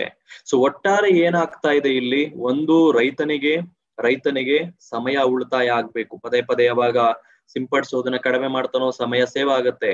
ಎರಡನೇದು, ಖರ್ಚು ಕಡಿಮೆ ಮಾಡ್ಬೇಕು. ಸಾವಿರಾರು ರೂಪಾಯಿ ಖರ್ಚು ಮಾಡಿಕೊಂಡು ಔಷಧಿಗಳನ್ನ ಪದೇ ಪದೇ ಪ್ರತಿ ವಾರ ತಂದು ನಾನು ಅದನ್ನ ಸಿಂಪಡಿಸಬೇಕು ಅಂದ್ರೆ ನನ್ನ ಕೈಯಿಂದ ಎಷ್ಟು ಖರ್ಚಾಗ್ತಾ ಇದೆ, ಅದನ್ನ ಸೇವಿಂಗ್ಸ್ ಅನ್ನ ನಾನು ಮಾಡ್ಬೇಕು. ಸಾಕಷ್ಟು ಮಟ್ಟಿಗೆ ಇದು ಪ್ರಾಕ್ಟಿಕಲ್ ಆಗಿ ಕೂಡ ನೀವು ಗಮನಿಸಬಹುದು. ಯಾವಾಗ ನಾನು ವಾರಕ್ಕೆ 4 ಸಲ ನಾನು ಸ್ಪ್ರೇ ಮಾಡ್ತಿದ್ದವನು, ಅಥವಾ ತಿಂಗಳಿಗೆ ಅಂತ ಇಟ್ಕೊಳ್ಳಿ, ತಿಂಗಳಿಗೆ ನಾನು ಒಂದು 5-6 ಸಲ ನಾನು ಸ್ಪ್ರೇ ಮಾಡ್ತಾ ಇದ್ದೆ, ಅದನ್ನ 2 ಸಲಕ್ಕೆ ನಾನು ತಂದ್ರೆ ಅಥವಾ 3 ಸಲಕ್ಕೆ ತಂದ್ರೆ 50% ಉಳಿತಾಯ ಆಗ್ಲಿಲ್ವಾ ಸ್ನೇಹಿತರೆ? 50%. ಯಾಕೆ ನಾನು ಫ್ರೀಕ್ವೆನ್ಸಿ ಜಾಸ್ತಿ ಮಾಡ್ತೀನಿ? 1 ಸಲ ಹೊಡಿತೀನಿ, ಕಂಟ್ರೋಲ್ಗೆ ಬರಲ್ಲ. 2 ಸಲ ಹೊಡಿತೀನಿ, ಕಂಟ್ರೋಲ್ಗೆ ಬರಲ್ಲ. ಕಂಟ್ರೋಲ್ಗೆ ಬರೋವರೆಗೂ ನಾನು ಈ ಒಂದು ಔಷಧಿಗಳನ್ನ ಸಿಂಪಡಿಸ್ತಾ ಹೋಗ್ತೀನಿ. ಯಾಕೆ ಕಂಟ್ರೋಲ್ಗೆ ಬರ್ತಾ ಇಲ್ಲ? ನಾನು ಹೊಡೆದಂತಹ ಔಷಧಿ ಪ್ರಮಾಣ ಸರಿಯಾಗಿ ಗಿಡಗಳಿಗೆ ಭೇದಿಸಿಲ್ಲ. ಅದಕ್ಕೋಸ್ಕರ ನಾನು ಇಲ್ಲಿ ಕರೆಕ್ಟ್ ಆಗಿ ಆ ಕೆಲಸ ನಡೆದು ಬಿಟ್ರೆ ಏನಾಗ್ತಾ ಇದೆ, ಖಂಡಿತ ನಾನು ಸೇವಿಂಗ್ಸ್ ಅನ್ನ ರೈತರಿಗೆ ಇಲ್ಲಿ ತೋರಿಸಬಹುದು. ಹಂಗಂತ ಹೇಳಿ ನಿಮ್ಮ ಪ್ರಾಡಕ್ಟ್ ಪರ್ಚೇಸ್ ಮಾಡ್ತಿದೀವಲ್ಲ, ನನ್ನ ಪ್ರಾಡಕ್ಟ್ ಪರ್ಚೇಸ್ ಮಾಡ್ತಿದ್ದೀರಾ ಸ್ನೇಹಿತರೆ, ಬಟ್ ಎಷ್ಟು ಪ್ರಮಾಣವನ್ನ ಬಳಸ್ತಾ ಇದ್ದೀರಾ ಗಮನಿಸಿ ನೋಡಿ. ಕಡಿಮೆ ಪ್ರಮಾಣದಲ್ಲಿ ನನ್ನ ಉತ್ಪನ್ನ, ಫಸ್ಟ್ ಆಫ್ ಆಲ್ ನನ್ನ pricing is very cost effective. And ನೋಡಿ, ಇಲ್ಲಿ ನಾನು ಒಮ್ಮೆಗೆ ನಾನು ಖರ್ಚು ಮಾಡುವುದು ಅಥವಾ ನಾನು ಖರ್ಚು ಮಾಡುವಂತಹ ಒಂದು ಈ ಉತ್ಪನ್ನದ ಪ್ರಮಾಣ ಬರೀ 5 ml ಒಂದು ಕ್ಯಾನ್ಗೆ, 15 ಲೀಟರ್ ಇರುವಂತಹ ಒಂದು ಮಿಶ್ರಣದ ಕ್ಯಾನ್ಗೆ ನಾನು 5 ml ಪ್ರಾಡಕ್ಟ್ ಅನ್ನ ಬಳಸ್ಕೊಂಡ್ರೆ ಸಾಕು. ಅರ್ಥ ಮಾಡ್ಕೊಳ್ಳಿ ಎಷ್ಟು ಕಡಿಮೆ ಖರ್ಚಲ್ಲಿ ನಾನು ಕೆಲಸ ಮುಗಿಸ್ಕೋಬಹುದು. ಸೊ ಯಾರ್ಯಾರು ಸಿಂಪಡಿಸೋದಕ್ಕೆ, ಸ್ಪ್ರೇ ಮಾಡೋದಕ್ಕೆ, ಸೊ ಎಗೈನ್ ರೈತರಿಗೆ ನೀವು ಹೇಳ್ಬೇಕಾಗಿರೋದಿಷ್ಟೇ, 5 ml for in 15 litres of water ನೀರಲ್ಲಿ ಮಿಕ್ಸ್ ಮಾಡಿಕೊಂಡು, ಔಷಧಿಗಳ ಜೊತೆ ಮಿಕ್ಸ್ ಮಾಡಿಕೊಂಡು ಅದನ್ನ ಸ್ಪ್ರೇ ಮಾಡೋದಕ್ಕೆ ಹೇಳಿ. ಖಂಡಿತ ಸೊ ಅದು ಒಳ್ಳೆ ಎಫೆಕ್ಟಿವ್ ಆಗಿ ಕೆಲಸ ಮಾಡ್ತದೆ. ಅಂಡ್ ಹರ್ಬಿಸೈಡ್, ಕಳೆನಾಶಕಗಳ ಜೊತೆ ಬರೀ 20 ml 15 ಲೀಟರ್ ಕ್ಯಾನ್ಗೆ. ಅಂಡ್ ಈವನ್ ನೀರಾವರಿಗೆ ನೀವು 1 ಸಲ ಬಳಸಿದ್ರೆ 21 ದಿವಸ ಮತ್ತೆ ನೀವು 15ರಿಂದ 21, 2 ವಾರ 3 ವಾರ ಮತ್ತೆ ನೀವು ನೀರಿನ ಜೊತೆಗೆ ಹಾಯಿಸ್ಬೇಕಂತ ಏನಿಲ್ಲ. ಇರಿಗೇಷನ್ ಪರ್ಪಸ್ಗೆ ಅಂದ್ರೆ ಭೂಮಿಯನ್ನ ತೇವ ಮಾಡೋದಕ್ಕೆ ನೀವ್ ಏನ್ ನೀರಿನ ಜೊತೆಗೆ ಬಿಡ್ತೀರಾ, ಪದೇ ಪದೇ ನೀವು ನೀರಿನ ಜೊತೆ ಬಿಡೋ ಅವಶ್ಯಕತೆ ಇಲ್ಲ. ಒಮ್ಮೆಲೆ ನೀವು ಆಕ್ಟಿವೇಟಿನ ನೀರಿನ ಜೊತೆಗೆ ಕಂಪ್ಲೀಟ್ ಆಗಿ ನಿಮ್ಮ ಜಮೀನಿಗೆ ಹರಡಿಸಿದ್ರೆ ಆದ್ರೆ 2 ವಾರ 3 ವಾರ ಅದು ಮಣ್ಣಲ್ಲೇ ಇರುತ್ತೆ. ಅರ್ಥ ಮಾಡ್ಕೊಳ್ಳಿ, 2 ವಾರ 3 ವಾರ 21 ದಿವಸದವರೆಗೂ ಅದು ಮಣ್ಣಲ್ಲೇ ಇರುತ್ತೆ. ನೀವ್ ಯಾವ್ದು ಪದೇ ಪದೇ ಮತ್ತೆ ನೀರಲ್ಲಿ ನೀವು ಅದನ್ನ ಮತ್ತೆ ಸಪ್ಲೈ ಮಾಡ್ಬೇಕಂತೇನಿಲ್ಲ. ಪ್ರತಿ ಸಲ ನೀರು ಹಾಯಿಸಿದಾಗ ಆ ಮಣ್ಣಲ್ಲಿ ಇರುವಂತಹ ಈ ಒಂದು ಆಕ್ಟಿವಿಟಿ, ಸರ್ಫ್ಯಾಕ್ಟೆಂಟ್ಗಳು, ಇಂಗ್ರೀಡಿಯೆಂಟ್ಸ್ ಏನಿದೆ, ಸೊ ತೇವವನ್ನ ಹಿಡಿದಿಟ್ಕೊಳ್ಳೋದಕ್ಕೆ ಸಹಾಯ ಮಾಡ್ತಿರತ್ತೆ. 3 ವಾರಕ್ಕೊಂದ್ಸಲ ನೀವು ಇದನ್ನ ಬಳಸ್ಕೊಂಡ್ರೆ ಸಾಕು. ಅಲ್ಲಿಗೆ ಖರ್ಚು ಕೂಡ ಇಲ್ಲೂ ಕೂಡ ನಾನು ಪದೇ ಪದೇ ಬಳಸ್ತಾ ಇಲ್ಲ. 1 ಎಕರೆ ಜಮೀನಿಗೆ ಅಥವಾ 1 ಲೀಟರ್ ನೀರಿಗೆ 2 ml ಆಕ್ಟಿವ್ ml ಅನ್ನ ಬಳಸ್ಕೊಂಡು ಗಿಡಗಳಿಗೆ ನೀವು ಆ ಪ್ರಮಾಣದಲ್ಲಿ ನೀವು ಅದನ್ನ ಬಳಸ್ಕೋಬಹುದು. ನೇರವಾಗಿ ಬುಡಗಳಿಗಾದ್ರೂ ಕೊಡಬಹುದು ಅಥವಾ ನೀರಿನ ಜೊತೆಗೆ ನೀವು ಅದನ್ನ ಬಿಡಬಹುದು, ಹೇಗಾದ್ರೂ ಮಾಡಿ. ಸೊ ಹೆಚ್ಚು ಕಡಿಮೆ 1 ಲೀಟರ್ ನೀರಿಗೆ 2 ml ಆಕ್ಟಿವಿಟಿ ಹೋಗ್ಬೇಕು ಅಂತ ಈ ಒಂದು ಇಲ್ಲಿ ಇರಿಗೇಷನ್ ಪರ್ಪಸ್ಗೆ ನಾವು ರೆಕಮೆಂಡ್ ಮಾಡುವಂತದ್ದು. ಸೊ ಸ್ನೇಹಿತರೆ ಅರ್ಥ ಮಾಡ್ಕೊಳ್ಳಿ, ಅಲ್ಲಿಗೆ ಇಷ್ಟು. ಯಾವಾಗ ರೈತನಿಗೆ ಒಳ್ಳೆ ತೇವಾಂಶ ಸಿಗ್ತಾ ಇದೆ, ಭೂಮಿಗೆ ನೀರು ಇಂಗ್ತಾ ಇದೆ, ಅಲ್ಲಿಗೆ ಔಷಧಿಗಳು ಚೆನ್ನಾಗಿ ಕಾರ್ಯಸಿದ್ಧಿ ಆಗ್ತಾ ಇದೆ, ಅಂಡ್ ಕಳೆನಾಶಕಗಳಿಗೆ ತುಂಬಾ ಎಫೆಕ್ಟಿವ್ ಆಗಿ ಕೆಲಸ ಮಾಡೋದಕ್ಕೆ ಸಹಾಯ ಮಾಡ್ತಾ ಇದೆ. ಸೊ ಈಗ ಹೇಳ್ಬಹುದು, ನೀವು ನಿಮ್ಮ ಅನಿಸಿಕೆಗಳನ್ನ ಯೂಟ್ಯೂಬ್ ಚಾಟ್ ಅಲ್ಲಿ ಹಾಕ್ಬಹುದು. ಖಂಡಿತ ಈ ಪ್ರಾಡಕ್ಟ್ ಅನ್ನ ನಾನು ರೈತನಿಗೆ ಹೇಳ್ಬಹುದಾ ಇಲ್ವಾ, ಅಥವಾ ಹೇಳ್ಬೇಕಾ ಬೇಡವಾ, ಅಥವಾ ನನಗೆ ಅವಶ್ಯಕತೆ ಇದೆಯಾ ಇಲ್ವಾ? ಮಾರ್ಕೆಟ್ ಅಲ್ಲಿ ಸಾಕಷ್ಟು ಪ್ರಾಡಕ್ಟ್ ಸಿಗಬಹುದು, ಬಟ್ ಈ ಗುಣಗಳೇನಿದೆ, 3 ಗುಣಗಳು 3 in 1 ಒಂದು ಫ್ಯಾಕ್ಟರ್ಸ್ ಏನಿದೆ, ಖಂಡಿತ ನನ್ನ ಪ್ರಾಡಕ್ಟ್ ಅಲ್ಲಿ ತುಂಬಾ ವಿಶೇಷವಾಗಿ ಕಾರ್ಯನಿರ್ವಹಿಸುತ್ತೆ. ಆಕ್ಟಿವೇಶನ್, ವೆಟ್ಟರ್ ಹಾಗೂ ಸ್ಪ್ರೆಡರ್, ಹರಡುವಿಕೆಯ ಕಾರ್ಯ, ತೇವಾಂಶವನ್ನು ಹಿಡಿದಿಡುವಿಕೆಯ ಕಾರ್ಯ ಹಾಗೂ ಆಕ್ಟಿವೇಟ್ ಮಾಡುವಂತಹ ಒಂದು ಕಾರ್ಯ 3 ರೂಪದಲ್ಲಿ ಮಾಡೋದ್ರಿಂದ ನನ್ನ ಪ್ರಾಡಕ್ಟ್ ವಿಶೇಷವಾಗಿ ಎದ್ದು ನಿಲ್ಲುತ್ತೆ. ಖಂಡಿತ ನಾವು ಹೆಚ್ಚು ರೈತರಿಗೆ ಇದರ ಬಗ್ಗೆ ಹೇಳ್ಬೋದು. And I would like to see, I think ಸಾಕಷ್ಟು ಜನ 100-110 ಜನ ನೀವು ಇದನ್ನ ಕಾರ್ಯಕ್ರಮವನ್ನ ನೋಡ್ತಾ ಇದ್ದೀರಾ. ಸೊ ಖಂಡಿತ ಇದರ ಉಪಯೋಗ ಹೇಗೆ ಮಾಡ್ತೀರಾ, ಅಥವಾ ಯಾರಾದ್ರೂ ಇದನ್ನ ಬಳಸಿದ್ರೆ ಸೊ ಇದರ ಒಂದು ಬೆನಿಫಿಟ್ಸ್ ಅನ್ನ ನೀವು ಹೇಗೆ ಕಂಡುಕೊಂಡಿದ್ದೀರಾ, ನಿಮ್ಮ ಅನಿಸಿಕೆಗಳನ್ನ ಪೋಸ್ಟ್ ಮಾಡಬಹುದು. ಯಾವ ರೂಪದ ಬೆಳೆಗಳಿಗೆ ನೀವು ಬಳಸ್ತಾ ಇದ್ದೀರಾ ಹಾಕ್ಬೋದು. ಸೊ ಯಾವ ರೀತಿ ಚೇಂಜಸ್ ಅನ್ನ ಅಥವಾ ಸೊ ಒಂದು ಟ್ರಾನ್ಸ್ಫಾರ್ಮೇಶನ್ ನಿಮ್ಮ ಬೆಳೆಗಳಲ್ಲಿ ಕಂಡುಕೊಂಡಿದ್ದೀರಾ, ಇದನ್ನ ಪೋಸ್ಟ್ ಮಾಡಬಹುದು. ಬೇರೆಯವ್ರಿಗೂ ಕೂಡ ತುಂಬಾ ಹೆಲ್ಪ್ ಆಗ್ತದೆ. ಸೊ ಇದು ನಮ್ಮ ಮೊದಲನೆಯ ಉತ್ಪನ್ನ, ನಮ್ಮ ಕೃಷಿಕರಿಗೆ ಹಾಗೂ ವ್ಯವಸಾಯದಲ್ಲಿ ನಾವು ಹೇಳಲು ಇಚ್ಛಿಸುವಂತಹ ಒಂದು ಮೊದಲನೆಯ ಉತ್ಪನ್ನ ಮೂದಿಕೇರಲ್ಲಿ. ಇನ್ನ ಇದೇ ರೀತಿ ಸಾಕಷ್ಟು ರೈತರು ನಮ್ಗೆ ಕೇಳುವಂತದ್ದು ಏನಪ್ಪಾ ಅಂತ ಹೇಳಿದ್ರೆ, ಸರ್ ಒಂದು ಒಳ್ಳೆ ಸಸ್ಯ ಮೂಲದಿಂದ ಅಥವಾ ನ್ಯಾಚುರಲ್ ಸೋರ್ಸ್ ಇಂದ ಉತ್ಪಾದನೆ ಮಾಡದಂತಹ ಬಟ್ ಇದೇ ಗುಣಗಳನ್ನ ಹೊಂದಿರುವಂತಹ ಯಾವ್ದಾದ್ರು ಉತ್ಪನ್ನ ಹೇಳಿ ಅಂತ ಹೇಳಿದಾಗ, ಸೊ ಸ್ನೇಹಿತರೆ ಇಲ್ಲಿ ನಾನು ಪರಿಚಯ ಮಾಡುವಂತಹ ಇನ್ನೊಂದು ಉತ್ಪನ್ನ ಆಕ್ಟಿವಿಟಿ ಗೋಲ್ಡ್ ಅನ್ನುವಂತಹ ಒಂದು ಉತ್ಪನ್ನ. ಸೊ ಏನಪ್ಪ ಇದು ಉತ್ಪನ್ನ, ಎರಡನೇ ಉತ್ಪನ್ನ. ಇದು ಏನು ವಿಶೇಷ ಇದ್ರದ್ದು ಸ್ನೇಹಿತರೆ, ನಾನು ಇದುವರೆಗೂ ಮಾತಾಡಿದ ಎಲ್ಲ ಲಕ್ಷಣಗಳು, ಎಲ್ಲ ಗುಣಗಳು, ಎಲ್ಲ ಒಂದು ಪ್ರಮುಖವಾದ ಉಪಯೋಗಗಳು ಈ ಉತ್ಪನ್ನದಲ್ಲೂ ಕೂಡ ಅದೇ ಒಂದು ರೀತಿಯಲ್ಲಿ ಕೆಲಸ ಮಾಡುವಂತಹ ಪ್ರವೃತ್ತಿಯನ್ನ ಇದು ಹೊಂದಿರುತ್ತೆ. ಬಟ್ ಒಂದೇ ಒಂದು ವ್ಯತ್ಯಾಸ ಏನು ಅಂತ ಹೇಳಿದ್ರೆ, ನಾವಿಲ್ಲಿ ಗಮನಿಸಬಹುದಾದಂತದ್ದು, ಈ ಉತ್ಪನ್ನ ನ್ಯಾಚುರಲ್ ವೆಜಿಟೇಬಲ್ ಬೇಸ್ಡ್ ಸರ್ಫ್ಯಾಕ್ಟೆಂಟ್ ಇಂದ ತಯಾರು ಮಾಡಿದಂತಹ ಒಂದು ಉತ್ಪನ್ನ ಆಗಿರುತ್ತೆ. ಸೊ ವೆಜಿಟೇಬಲ್ ಬೇಸ್ಡ್ ಸರ್ಫ್ಯಾಕ್ಟೆಂಟ್ ಇಂದ, ಸೊ ಜಸ್ಟ್ ಅದಕ್ಕೋಸ್ಕರ ಇದನ್ನು ನಾವು ಬಳಸ್ಕೋಬಹುದು. ಎಕೋ ಫ್ರೆಂಡ್ಲಿ, ವಾತಾವರಣ ಸ್ನೇಹಿ, ಪರಿಸರ ಸ್ನೇಹಿ ಅಂತ ಹೇಳ್ತೀವಿ. ಸೊ ಬಯೋಡಿಗ್ರೇಡಬಲ್ ಪ್ರಾಡಕ್ಟ್ ಅಂತ ಹೇಳ್ತೀವಿ.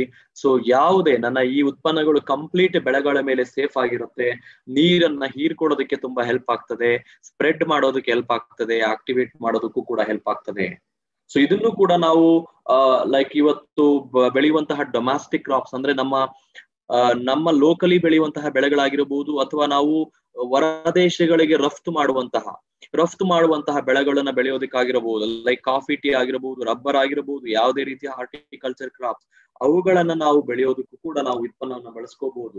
ಅದರ ಜೊತೆಗೆ ಭತ್ತ, ರಾಗಿ, ಗೋಧಿ, ಜೋಳ, ಟೀ, ಕಾಫಿ, ಪೊಟ್ಯಾಟೊ, ಆಲೂಗಡ್ಡೆ, tomato, vegetables. So nursery Plantations ಇರುವಂತಹ ವ್ಯಕ್ತಿಗಳು ಎಲ್ಲರಿಗೂ ಕೂಡ ನಾವು ಇದ್ರ ಬಗ್ಗೆ ಹೇಳ್ಬಹುದು. ಪಪಾಯ, ಗ್ರೇಪ್ಸ್, ದ್ರಾಕ್ಷಿ ಬೆಳೆಗಾರರು, ಮ್ಯಾಂಗೋ ಬೆಳೆಗಾರರು, ಸೊ ಎಲ್ಲಾ ರೀತಿಯಲ್ಲೂ ಕೂಡ ನಾವು ಈ ಉತ್ಪನ್ನವನ್ನ ಹೇಳ್ಬಹುದು. ಸೊ ಇದೇ ಪ್ರಮೇಯದಲ್ಲಿ, ಅದೇ ಪ್ರಮಾಣದಲ್ಲಿ ನಾವು ಇದನ್ನ ಬಳಸಬಹುದು. So again, so same amount of usage ನಿಮ್ಮ ಕಣ್ ಮುಂದೆ ಕಾಣಿಸ್ತಾ ಇದೆ. ಸಿಂಪಡಿಸೋದಕ್ಕೆ, ಸ್ಪ್ರೇ ಮಾಡೋದಕ್ಕೆ 5 ml ಬಳಸ್ಕೊಂತೀನಿ. ಕಳೆನಾಶಕಗಳ ಜೊತೆ ನಾನು 20 ml 15 ಲೀಟರ್ ವಾಟರ್ಗೆ ಬಳಸ್ಕೊಂತೀನಿ. ಅಂಡ್ ನೀರು ಚೆನ್ನಾಗಿ ತೇವಾಂಶವನ್ನ ಹಿಡಿದಿಟ್ಕೊಳ್ಳೋದಕ್ಕೆ, ಭೂಮಿಯಲ್ಲಿ ಚೆನ್ನಾಗಿ ಅದು ಹಿಂಗೋದಕ್ಕೆ 1 ಲೀಟರ್ ನೀರಿಗೆ 2 ml ಅಂತೆ ಬಳಸಿ ಗಿಡಗಳಿಗೆ ನಾನು ಒದಗಿಸ್ತೀನಿ. ಸೊ ಈ ರೀತಿ ಅಂಶವನ್ನ ನೀವು ಎರಡನೇ ಪ್ರಾಡಕ್ಟ್ ಅಲ್ಲಿ ನೀವು ಕಂಡಿದ್ದೀರಾ. Natural and very plant based ingredients ಇಂದ ಉತ್ಪಾದನೆ ಮಾಡದಂತಹ, ಸೊ ಖಂಡಿತ ನಾನು ಇವಾಗ ಕನ್ನಡದಲ್ಲೇ ಹೇಳ್ತಾ ಇದ್ದೆ, ಹೂ ಬೆಳೆಗಾರರು ಅಂತ ಹೇಳಿದೆ, ಎಲ್ಲಾ ರೀತಿಯ ಬೆಳೆಗಳಿಗೂ ಇದನ್ನ ಸಿಂಪಡಿಸುವಂತದ್ದು. ಇದು ನಮ್ಮ ವಿಶೇಷವಾಗಿ ಒಂದಷ್ಟು ಏರಿಯಾವನ್ನ ರೈತರಿಗೆ ಸಹಾಯ ಮಾಡೋದಕ್ಕೆ. ಯಾವ್ಯಾವ ಏರಿಯಾ? ಸೊ ನೀರು ಕಡಿಮೆ ಪ್ರಮಾಣ ಇದ್ರೂ ಕೂಡ ಒಂದು ಒಳ್ಳೆ ಎಫೆಕ್ಟಿವ್ ಆಗಿ ನೀರನ್ನ ಬಳಸ್ಕೊಳ್ಳೋದಕ್ಕೆ ಹೆಲ್ಪ್ ಆಯ್ತು. ಎರಡನೇದು, ಔಷಧಿಗಳನ್ನ ತುಂಬಾ ಎಫೆಕ್ಟಿವ್ ಆಗಿ ಬಳಸೋದಕ್ಕೆ ಹೆಲ್ಪ್ ಆಗ್ತಾ ಇದೆ. ಮೂರನೇದು, ಗೊಬ್ಬರಗಳನ್ನ ಚೆನ್ನಾಗಿ ಅದನ್ನ ಕಾರ್ಯಗತ ಮಾಡೋದಕ್ಕೆ ಕೂಡ ದ್ರವ ರೂಪದ ಗೊಬ್ಬರಗಳ ಜೊತೆ ಇದನ್ನ ಬಳಸಿ ಸ್ಪ್ರೇ ಮಾಡುವಂತದ್ದು. ನಾಲ್ಕನೇದು, ನಾವು ಮಾತಾಡೋದಾಗಿ ಕಳೆನಾಶಕಗಳ ಜೊತೆ, ಸೊ ಕಳೆನಾಶಕಗಳ ಜೊತೆ ಕೂಡ ನಾವು ಇದನ್ನ ಬಳಸ್ಕೊಳ್ಳುವಂತದ್ದು ನೋಡ್ತಾ ಇದೀವಿ. ಅಂಡ್ ಸ್ಪ್ರೆಡ್ ಚೆನ್ನಾಗಿ ಆಗ್ತಾ ಇದೆ, ಇದನ್ನು ನೀವು ಗಮನಿಸಬಹುದು. ಅಂಡ್ ಆಕ್ಟಿವೇಟ್ ಮಾಡುತ್ತೆ. ಅದಕ್ಕೋಸ್ಕರ ನಾವ್ ಇದನ್ನ ಹೆಚ್ಚು ರೈತರಿಗೆ ಪ್ರಮೋಟ್ ಮಾಡಬಹುದು. ಅಂಡ್ ರೈತರಿಗೆ ನಂಬಿಕೆ ಬರೋದಕ್ಕೆ ಒಂದು ಸೂತ್ರವನ್ನ ನಾನು ನಿಮಗೆ ಟಿಪ್ಸ್ ಅನ್ನ ಹೇಳ್ತೀನಿ. ಸೊ ಎಸ್ಪೆಷಲಿ ಯಾರಾದ್ರೂ ರೈತರು ತುಂಬಾ ಅನುಮಾನ ವ್ಯಕ್ತಪಡಿಸಿದ್ರೆ ಅಥವಾ ಏನಾದ್ರೂ ಭಯ ವ್ಯಕ್ತಪಡಿಸಿದ್ರೆ, ನೀವು ಒಂದು ಮಾತನ್ನ ಹೇಳ್ಬಹುದು, ಸಂಪೂರ್ಣವಾಗಿ ನಿಮ್ಮ ಜಮೀನಲ್ಲಿ ಅದನ್ನ ಬಳಸುವಂತಹ ಅವಶ್ಯಕತೆ ಇಲ್ಲ. ನಿಮ್ಮ ಜಮೀನು 1 ಎಕರೆ ಜಮೀನಿದ್ರೆ 1/4 ಭಾಗ ಮಾತ್ರ ನನ್ನ ಉತ್ಪನ್ನವನ್ನ ಸೇರಿಸಿ ನೀವು ವ್ಯವಸಾಯವನ್ನ ಮಾಡಿ, ಇನ್ನ ಮಿಕ್ಕ 3/4 ಭಾಗದ ಎಕರೆಯನ್ನ ನೀವು ಖಂಡಿತ ಏನಂತ ಹೇಳ್ತೀವಿ ಯಥಾ ಪ್ರಕಾರ ನೀವು ಮುಂದುವರಿಸಿ. ನಿಮಗೆ ಸೊ ಐ ಥಿಂಕ್ 2 ವಾರ ಅಥವಾ 3 ವಾರಗಳಲ್ಲಿ ಸಾಕಷ್ಟು ವ್ಯತ್ಯಾಸ ಕಂಡು ಬರುತ್ತೆ. ನಿಮಗೆ ಖುಷಿಯಾದಲ್ಲಿ ಮುಂದುವರಿಸಿ. ನಿಮಗೆ ಖುಷಿಯಾದಲ್ಲಿ ಇನ್ನೊಂದಷ್ಟು ಅಕ್ಕಪಕ್ಕದ ರೈತರಿಗೆ ಇದನ್ನ ತಿಳಿಸ್ಕೊಡಿ. ಇಷ್ಟೇ ಮಾತನ್ನ ಹೇಳ್ಬಿಟ್ಟು ಬಂದ್ಬಿಡಿ, ಖಂಡಿತ ನಿಮ್ಮ ರೈತ ಐ ಥಿಂಕ್ ಆ ಮಾತಿಗೆ ಮರಳಾಗ್ತಾನೆ, ಆ ಮಾತನ್ನ ಒಪ್ತಾನೆ. ಯಾಕೆಂದ್ರೆ ಅಷ್ಟು ಧೈರ್ಯ ನಮಗೆ ಇದೆ. ಯಾಕೆಂದ್ರೆ ಸಾಕಷ್ಟು ಟೆಸ್ಟಿಮೋನಿಯಲ್ಸ್, ಒಂದು ರಿಸಲ್ಟ್ ಗಳನ್ನ ಕೃಷಿ ವಿಶ್ವವಿದ್ಯಾಲಯಗಳಲ್ಲಿ ಸಂಶೋಧನೆಗೆ ಒಳಪಡಿಸಿ ಇದನ್ನ ಸಾಕಷ್ಟು ನಾವು ನೋಡ್ಕೊಂಡಿರೋದು, ಕಂಡುಕೊಂಡಿರೋದು, ಪರ್ಸನಲಿ ಇದನ್ನ ಬಳಸಿ ನೋಡಿರುವಂತದ್ದು, ಸಾಕಷ್ಟು ರೈತರ ಜೊತೆ ಚರ್ಚೆ ಮಾಡಿ ತಿಳ್ಕೊಂಡಿರುವಂತಹ ಅಂಶಗಳನ್ನ ನಿಮಗೆ ಹೇಳ್ತಾ ಇದ್ದೀವಿ. ಸೊ ಯಾವುದೇ ರೀತಿ ಭಯಭೀತಿ ಬೇಡ. ಸೊ ಇದನ್ನ ಬಳಸುವ ವಿಧಾನವನ್ನ ಇಲ್ಲಿ ನಾವು ಮನದಟ್ಟು ಮಾಡ್ಕೊಂಡಿದೀವಿ. ಸೊ ಇದಾದ್ಮೇಲೆ ನಾವು ಬಳಸುವಂತದ್ದು ಮೂರನೇ ಅಂಶ. ಸೊ ಮೂರನೇ ಅಂಶ ಏನಪ್ಪಾ ಅಂತ ಹೇಳಿದ್ರೆ ಆಕ್ಟಿವ್ಸೈಮ್ ಅಂತ ಹೇಳುವಂತದ್ದು. ಸೊ ಆಕ್ಟಿವ್ಸೈಮ್ ಅನ್ನ ಚರ್ಚೆ ಮಾಡೋದಕ್ಕಿಂತ ಮುಂಚೆ ಸ್ನೇಹಿತರೆ, ಇಲ್ಲಿ ಒಂದು ಸಮಸ್ಯೆಯನ್ನ ನಿಮ್ಮ ಮುಂದೆ ನಾನು ತರ್ತಾ ಇದ್ದೀನಿ. ಏನ್ ಸಮಸ್ಯೆ ಅಂತ ಹೇಳಿದ್ರೆ, ನಮ್ಮೆಲ್ಲರಿಗೂ ಗೊತ್ತಿರೋ ಹಾಗೆ ಆಕ್ಚುಲಿ ನಮ್ಮ ಮಣ್ಣಲ್ಲಿ ಐ ಥಿಂಕ್ ಸಾಕಷ್ಟು ರಾಸಾಯನಿಕಗಳನ್ನ ಸೇರಿಸ್ಬಿಟ್ಟಿದೀವಿ. ಐ ಥಿಂಕ್ ಜೀವರಾಶಿ ತುಂಬಾ ಕಡಿಮೆ ಆಗ್ತಾ ಇದೆ. ರೈಟ್? ಜೀವರಾಶಿ ಅಂದ್ರೆ ಇನ್ಕ್ಲೂಡಿಂಗ್ ರೈಟ್ ಫ್ರಮ್ ದಿ ಎರೆಹುಳ. ನೀವು ಗಮನಿಸಿ ನೋಡಿ, ಆಕ್ಚುಲಿ ಎರೆಹುಳ ಮೊದಲಿದ್ದಷ್ಟು ನಮ್ಮ ಮಣ್ಣಲ್ಲಿ ಇಲ್ಲ ಈಗ. ಓಕೆ, ಅಂಡ್ ಮಣ್ಣಿನಲ್ಲಿ ಇರಬೇಕಾದಂತಹ ರೈತ ಸ್ನೇಹಿ ಬ್ಯಾಕ್ಟೀರಿಯಾಗಳ ಪ್ರಮಾಣ ಕಡಿಮೆ ಆಗ್ತಾ ಇದೆ. ರೈತ ಸ್ನೇಹಿ ಬ್ಯಾಕ್ಟೀರಿಯಾ, ರೈತ ಸ್ನೇಹಿ ಎರೆಹುಳಗಳು, ಸೊ ಮಣ್ಣಿನಲ್ಲಿ ಇರಬೇಕಾದಂತಹ ಪೋಷಕಾಂಶ ಅಸಮತೋಲನ ಉಂಟಾಗ್ತಾ ಇದೆ. ಮಣ್ಣಿನಲ್ಲಿ ಇರಬೇಕಾದ ಖನಿಜಾಂಶಗಳು ಅಸಮತೋಲನ ಉಂಟಾಗ್ತಾ ಇದೆ. ಸೊ ಏನಾಗ್ತಾ ಇದೆ, ಈ ರೀತಿ ವ್ಯತ್ಯಾಸ ಯಾವಾಗ ಕಂಡು ಬರ್ತಾ ಇದೆ, ಗಿಡಗಳು ಬೇರೂರೋದಕ್ಕೆ ಕಷ್ಟ ಆಗ್ತಾ ಇದೆ, ಸರಿಯಾಗಿ ಗ್ರೋ ಆಗೋದಕ್ಕೆ ಆಗ್ತಾ ಇಲ್ಲ. ಯಾಕೆಂದ್ರೆ ಪೋಷಕಾಂಶಗಳ ಕೊರತೆ. ನಮಗ್ ಗೊತ್ತಿರೋದೇನು ಅಂದ್ರೆ ಮೆಜಾರಿಟಿ, ಸೊ ಯೂರಿಯಾ, ಏನೋ ಒಂದು ಯೂರಿಯಾ ಗೊಬ್ಬರ ಹಾಕೋದು ನಮ್ಗೆ ಗೊತ್ತಿದೆ, ಒಂದಷ್ಟು ಪೊಟ್ಯಾಶ್ ಅಂತ ಹಾಕ್ತಿವಿ ಅಷ್ಟೇ. ಯಾವ ಬೆಳೆ ಬಂದ್ರು ಅದನ್ನೇ ನಮಗ್ ಗೊತ್ತಿರೋದು. ಒಂದು ಮಣ್ಣಿನ ಪರೀಕ್ಷೆ ಮಾಡ್ಸಲ್ಲ. ಐ ಥಿಂಕ್ ರೈತರನ್ನ ಕೇಳಿ, ಆಕ್ಚುಲಿ ಮಣ್ಣಿನ ಪರೀಕ್ಷೆ ಮಾಡಿಸೋದು ತಾತ್ಸಾರ, ತುಂಬಾನೇ ವಿರಳ. ಆಕ್ಚುಲಿ ಪ್ರತಿ ಅಟ್ಲೀಸ್ಟ್ 6 ತಿಂಗಳಿಗೆ ಒಂದ್ಸಲ ಆದ್ರೂ, ಅಥವಾ ಅಟ್ಲೀಸ್ಟ್ ವರ್ಷಕ್ಕೆ ಒಂದ್ಸಲ ಮಾಡಿಸೋರು ಕೂಡ ಇಲ್ಲ. ಮಣ್ಣಿನ ಪರೀಕ್ಷೆ ಮಾಡ್ಬೇಕಾಗತ್ತೆ, ತಿಳ್ಕೋಬೇಕು ಆಕ್ಚುಲಿ ಮಣ್ಣಲ್ಲಿ ಏನಿದೆ ಏನಿಲ್ಲ, ಎಷ್ಟಿದೆ, ಎಷ್ಟು ಪ್ರಮಾಣದಲ್ಲಿ ನಾನು ಹಾಕ್ಬೇಕು. ಸುಮ್ನೆ ಖರ್ಚು ಮಾಡ್ಬಿಟ್ಟು ಒಂದಷ್ಟು ಗೊಬ್ಬರಗಳನ್ನ ಎಸೆದು ಬಿಟ್ರೆ ನಮ್ಮ ಗಿಡ ತಗೊಳ್ಳೋದಿಲ್ಲ. ಗಿಡಕ್ಕೆ ಏನ್ ಬೇಕೋ ಅದು ತಗೊಳುತ್ತೆ, ಮಿಕ್ಕಿದ್ದು ಬಿಟ್ಬಿಡುತ್ತೆ. ಅಂಡ್ ಎಲ್ಲವೂ ನಮಗೆ ಮಣ್ಣಿಗೆ ಸೇರಿಸ್ತಾ ಹೋದಾಗ ಪ್ಲಾಸ್ಟಿಕ್ ಗೊಬ್ಬರಗಳು ಜಾಸ್ತಿ ಆಗ್ತಾ ಇದೆ. ಪ್ಲಾಸ್ಟಿಸಿಟಿ ಯಾವಾಗ ಮಣ್ಣಿಗೆ ಸೇರ್ತಾ ಇದೆಯೋ ಅದು ಕೂಡ ನಾವು ಹಾಳು ಮಾಡ್ತಾ ಇದೀವಿ. ಸೊ ಈ ರೀತಿ ನಡಿಬೇಕಾದ್ರೆ ಮಣ್ಣಿನ ಫಲವತ್ತತೆ, ಮಣ್ಣಿನ ಜೀವರಾಶಿಯನ್ನ ವೃದ್ಧಿ ಮಾಡಬೇಕು, ಮಣ್ಣಿನಲ್ಲಿ ಪೋಷಕಾಂಶವನ್ನು ನಾವು ಇಂಪ್ರೂವ್ ಮಾಡ್ಬೇಕು, ಅದರ ಸಾಂದ್ರತೆಯನ್ನು ಇಂಪ್ರೂವ್ ಮಾಡ್ಬೇಕಾಗತ್ತೆ. ಆ ಪ್ರಮೇಯದಲ್ಲಿ ನಾವು ನೋಡ್ಬೇಕಾಗಿರೋದು ಸ್ನೇಹಿತರೆ, ಆಕ್ಟಿವ್ಸೈಮ್ ಅನ್ನುವಂತಹ ಉತ್ಪನ್ನವನ್ನ ನಾವು ಖಂಡಿತ ಇಲ್ಲಿ ಗಮನಕ್ಕೆ ತರ್ತಾ ಇದ್ದೀನಿ. ಸೊ ಇದರಲ್ಲಿ ಏನಿದೆ ನೋಡ್ಕೊಂಡ್ ಬರೋಣ, ಯಾವ ರೀತಿ ಹೆಲ್ಪ್ ಆಗತ್ತೆ. ಸೊ ಜಸ್ಟ್ ಅದನ್ನ ನಾವು ನೋಡ್ತಾ ಹೋಗ್ಬೋದು. ಸೊ ಪ್ರಭು ಅವರೇ, ಎಸ್, ಥ್ಯಾಂಕ್ ಯು. ಹೆಸರು ಬೆಳೆಗೆ ಬಳಸಿದ್ದೀರಾ, ಎಸ್ ಉಪಯೋಗಿಸಿ ಖಂಡಿತ. ಸೊ ಈ ಪ್ರಮೇಯದಲ್ಲಿ ಏನಿದೆ ಸರ್ ಹಾಗಾದ್ರೆ, ನೀವು ಯಾವ ರೀತಿ ಮಣ್ಣಿನ ಫಲವತ್ತತೆ ವೃದ್ಧಿ ಮಾಡ್ತೀರಾ? ಸೊ ಯಾವ ರೀತಿ ನೀವು ಜೀವರಾಶಿಗೆ ಹೆಲ್ಪ್ ಆಗತ್ತೆ, ಅಥವಾ ಈ ಪ್ರಾಡಕ್ಟ್ ಅಲ್ಲಿ ಏನಂತ ಒಂದು ವಿಶೇಷತೆ ಇದೆ ನೋಡ್ಕೊಂಡ್ ಬರೋಣ ಹಾಗಾದ್ರೆ. ಸೊ ಆ ರೀತಿ ನೋಡ್ಕೊಂಡ್ ಬರೋದಾದ್ರೆ, ಮೊದಲನೇದಾಗಿ ನಾನು ಈ ಪ್ರಾಡಕ್ಟ್ ಅನ್ನ ಕರೆಯುವುದು, ಅಥವಾ ಇದರಲ್ಲಿ ಇರುವಂತಹ ಮುಖ್ಯವಾದ ಅಂಶ ಏನು ಅಂದ್ರೆ, ಇದರಲ್ಲಿರುವಂತಹ ಮುಖ್ಯವಾದ ಒಂದು ಅಂಶ ಮೆರೈನ್ ಆಲ್ಗೆ ಅಂತ ನಾವು ಕರಿತೀವಿ, ಅಥವಾ ಸೀವೀಡ್ ಎಕ್ಸ್ಟ್ರಾಕ್ಟ್ ಅಂತ ಹೇಳ್ತೀವಿ. ಸಮುದ್ರದ ಕಳೆ ಅಂತ ನಾವು ಕರಿಬಹುದು, ಸಮುದ್ರದ ಒಂದು ಆಲ್ಗೆ ಅಂತ ನಾವು ಕರಿಬಹುದು. ಸೊ ತಿಳಿ ನೀರಿನಲ್ಲಿ ಮಾಲಿನ್ಯರಹಿತ ವಾತಾವರಣದಲ್ಲಿ ಇರುವಂತಹ ವಿಶೇಷವಾದ ಪದಾರ್ಥಗಳು ಈ ಒಂದು ಸೀವೀಡ್, ಸಾಗರದ ಪಾಚಿ ಅಥವಾ ಸಮುದ್ರದ ಪಾಚಿ ಅಥವಾ ಸಮುದ್ರದ ಕಳೆಯ ಸಸ್ಯಗಳು. ಈ ರೀತಿ ನೀವು ಯಾವ್ದು ಬೇಕಾದ್ರೂ, ಯಾಕಂದ್ರೆ ಸಾಕಷ್ಟು ಸಾವಯವ ಪೋಷಕಗಳ ಆಗರ ಅಂತ ನಾವ್ ಇದನ್ನ ಕರಿತೀವಿ ಸೀವೀಡ್ ಅನ್ನ. ಸೊ ಮತ್ತೊಮ್ಮೆ ಅಂಡರ್ಲೈನ್ ಮಾಡ್ಕೊಳ್ಳಿ, ಸಾವಯವ ಪೋಷಕಗಳ ಆಗರ ಅಂತ ನಾವ್ ಇದನ್ನ ಕರಿತೀವಿ, ಆರ್ಗಾನಿಕ್ ಸ್ಟೋರ್ ಅಂತ ಇಂಗ್ಲಿಷ್ ಅಲ್ಲಿ ಹೇಳ್ತೀವಿ. ಸೊ ಬೇಸಿಕಲಿ ಈ ಆಗರ ಏನು ಅಂದ್ರೆ, ಆಗರ ಅಂದ್ರೆ ಏನು, ಖಜಾನೆ. ಓಕೆ, ಖಜಾನೆ ಯಾವ್ದಕ್ಕೆ ಖಜಾನೆ? ಸಾಕಷ್ಟು ಪೋಷಕಾಂಶಗಳು, ಗಿಡಗಳು ಬೆಳೆಯೋದಿಕ್ಕೆ ಏನ್ ಬೇಕು, ಮಣ್ಣಿನಲ್ಲಿ ಏನ್ ಸೇರ್ಬೇಕು, ಖನಿಜಾಂಶಗಳು ನಾವು ಮೇಂಟೈನ್ ಮಾಡ್ಬೇಕಾಗತ್ತೆ. ಅದನ್ನ ಖಂಡಿತ ನಾವ್ ಈ ಪ್ರಾಡಕ್ಟ್ ಅಲ್ಲಿ ಎಕ್ಸ್ಪೆಕ್ಟ್ ಮಾಡ್ತೀವಿ. ಸೊ ವಿಶೇಷವಾಗಿ ಯಾವ್ಯಾವ ಏರಿಯಾದ ಮೇಲೆ ಇದು ಪ್ರಭಾವ ಬೀರುತ್ತೆ ಅಂದ್ರೆ ನಾನು ಮುಂದಿನ ಸ್ಲೈಡ್ ಅಲ್ಲಿ ಹೇಳ್ತೀನಿ. ಬಟ್ ಮೊದಲನೇದಾಗಿ ಒಂದು ಮನುಷ್ಯ ಅಥವಾ ಒಂದು ಮಗು ಬೆಳವಣಿಗೆ ಆಗೋದಕ್ಕೆ ಯಾವ ರೀತಿ ನಾವು ಊಟದ ಮೂಲಕ ಅಥವಾ ಸಪ್ಲಿಮೆಂಟ್ಸ್ ಮೂಲಕ ಪ್ರೋಟೀನ್ ಕೊಡ್ತೀವಿ, ವಿಟಮಿನ್ ಕೊಡ್ತೀವಿ, ಖನಿಜ ಲವಣಗಳು ಕೊಡ್ತೀವಿ, ಅದೇ ರೀತಿ ಒಂದು ಗಿಡ ಬೆಳೆಯೋದಕ್ಕೂ ಕೂಡ ಮೊದಲನೇದಾಗಿ ನಾವು ಬೇಕಾದಂತಹ ಪೋಷಕಾಂಶಗಳನ್ನ ನಾವು ಮನದಟ್ಟು ಮಾಡ್ಕೋಬೇಕು. ಈ ಉತ್ಪನ್ನದಲ್ಲೂ ಕೂಡ ಗಿಡ ಬೆಳವಣಿಗೆಗೆ ಸಹಾಯಕಾರಿಯಾಗುವಂತಹ 60ಕ್ಕೂ ಅಧಿಕ ಖನಿಜ ಲವಣಗಳು ಈ ಒಂದು ಆಗರದಲ್ಲಿದೆ, ಈ ಒಂದು ಮೂಲದಲ್ಲಿದೆ.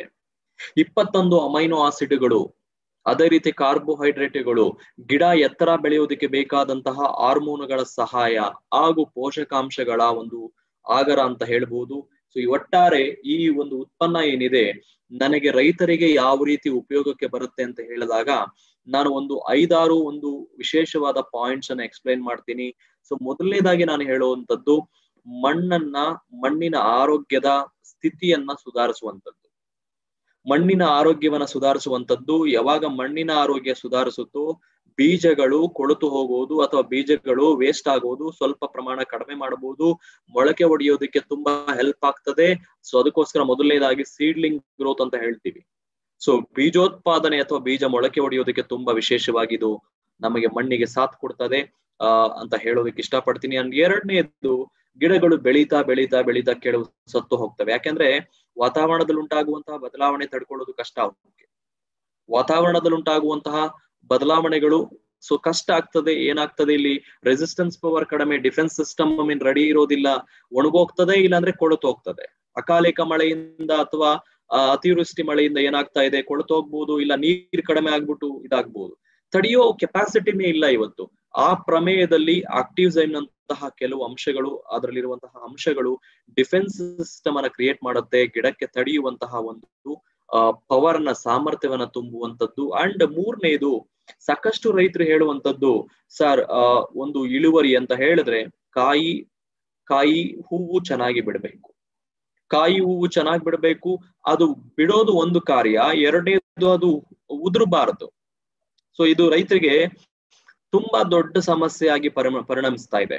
ಸೊ ಏನು ಒಂದು ಕಡೆ ಕಾಯಿ ಚೆನ್ನಾಗಿ ಬಿಟ್ರು, ಹೂ ಚೆನ್ನಾಗಿ ಬಿಟ್ರು, ಕಾಲಕ್ರಮೇಣ ಉದುರೋಗೋದು, ಸೊ ರಾಲೋಗೋದು ಅಂತ ಹೇಳ್ತೀವಿ, ಫ್ಲವರ್ ಫಾಲ್ ಅಂತ ಹೇಳ್ತೀವಿ, ಫ್ರೂಟ್ ಡ್ರಾಪ್ ಅಂತ ಹೇಳ್ತೀವಿ. ಈ ಪ್ರಮೇಯದಲ್ಲಿ ನನಗೆ ಎರಡೂ ಪ್ರಮೇಯದಲ್ಲಿ ಎರಡೂ ಸಂದರ್ಭದಲ್ಲಿ ಕೂಡ ನನಗೆ ಆಕ್ಟಿಸೈಮ್ ಸಹಾಯ ಮಾಡ್ತದೆ. ಒಂದು ಹೂವು ಕಾಯಿ ಅದರ ಸಂಖ್ಯೆಯನ್ನ ವೃದ್ಧಿಸುವಂತದ್ದು, ಅಂಡ್ ಎರಡನೇದು ಅದನ್ನ ತಡೆಯುವಂತದ್ದು.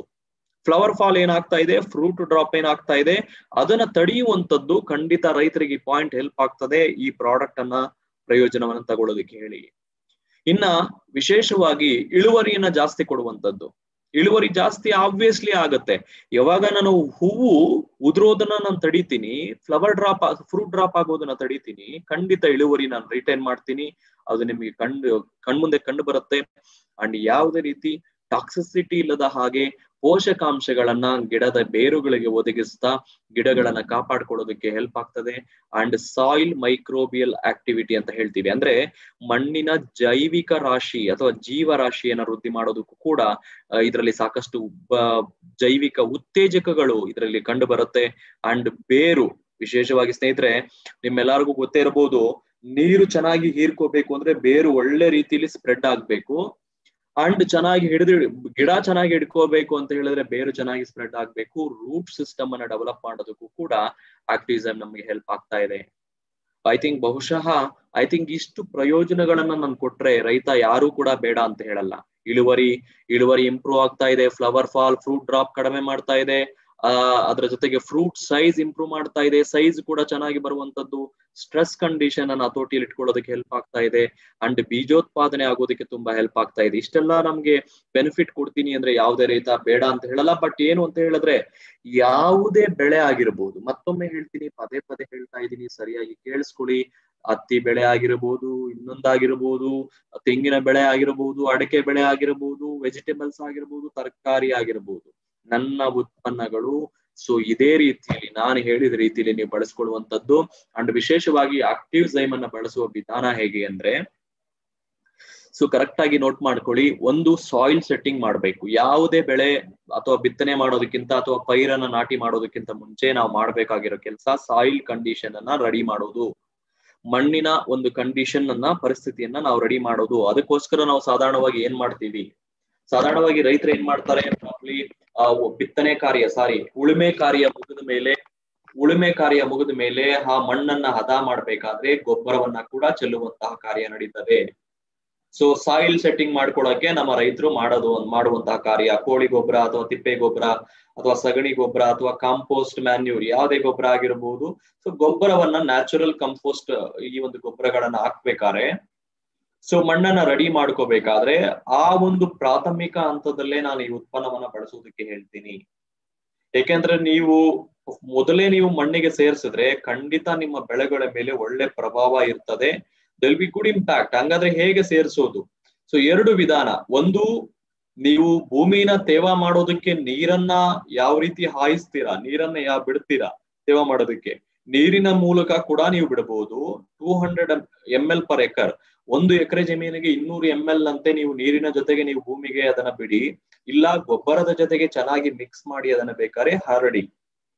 ಎರಡೂ ರೂಪದಲ್ಲಿ ನೀವು ಮಣ್ಣಿಗೆ ಸೇರಿಸೋದು. ಸೊ ನಿಮ್ಮ ಅನುಕೂಲಕ್ಕೆ ತಕ್ಕಂತೆ 1 ಎಕರೆ ಜಮೀನಿಗೆ 200 ml ಚೆನ್ನಾಗಿ ಮಿಕ್ಸಿಂಗ್ ಮಾಡಿಕೊಂಡು ಅದು ಭೂಮಿಗೆ ಹರಡಿಸಿದ್ದೆ ಆದ್ರೆ ಮಣ್ಣಿಗೆ ಒಂದು ಒಳ್ಳೆ ತಾಕತ್ತನ್ನ ಕೊಡ್ತದೆ. ಅಂಡ್ ಎರಡನೇ ರೀತಿ ನಾನು ನಿಮಗೆ ಮತ್ತೊಮ್ಮೆ ಎರಡನೇ ಹಂತದಲ್ಲಿ ಹೇಳೋದು ಯಾವಾಗ ಅಂದ್ರೆ, ಬಿತ್ತನೆ ಕಾರ್ಯ ಮುಗಿದು ಬೀಜ ಬಿತ್ತನೆ ಅಥವಾ ನಾಟಿ ನಂತರ ಗಿಡ ಸ್ವಲ್ಪ ಬೆಳೆದ ನಂತರ, ಗಿಡ ಒಂದು ಸ್ವಲ್ಪ ಬೆಳೆದ ನಂತರ ಒಂದಷ್ಟು ಎಲೆಗಳು ಕಂಡು ಬಂದ ನಂತರ ಪ್ರಾಥಮಿಕ ಹಂತದಲ್ಲಿ ಅದನ್ನ ಸ್ಪ್ರೇ ವಿಧಾನದ ಮೂಲಕ ನೀವು ಅದನ್ನ ಯೂಸ್ ಮಾಡಬಹುದು.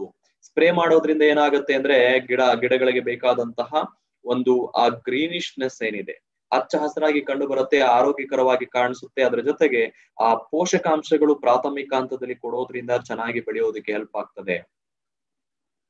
ಓಕೆ, ಸೊ ಮಲ್ಲನಗೌಡ ಅವರೇ ತೊಗರಿ ಬೆಳೆ ಆಗಿರ್ಬೋದು, ಅದೇ ರೀತಿ ಶಿವಾನಂದ ಅವರೇ ಅದೇ ರೀತಿ ಹತ್ತಿ ಬೆಳೆ ಆಗಿರಬಹುದು, ಯಾವುದೇ ಬೆಳೆ ಆಗ್ಲಿ ಸೊ ಬಳಸುವ ವಿಧಾನ ಸಿಮಿಲರ್ ಆಗಿರ್ತದೆ. ಓಕೆ, ಮಣ್ಣಿನ ಪರಿಸ್ಥಿತಿ, ಸಾಯಿಲ್ ಸೆಟ್ಟಿಂಗ್ ಒಂದು ಮಾಡ್ಕೊಂಡ್ರಿ.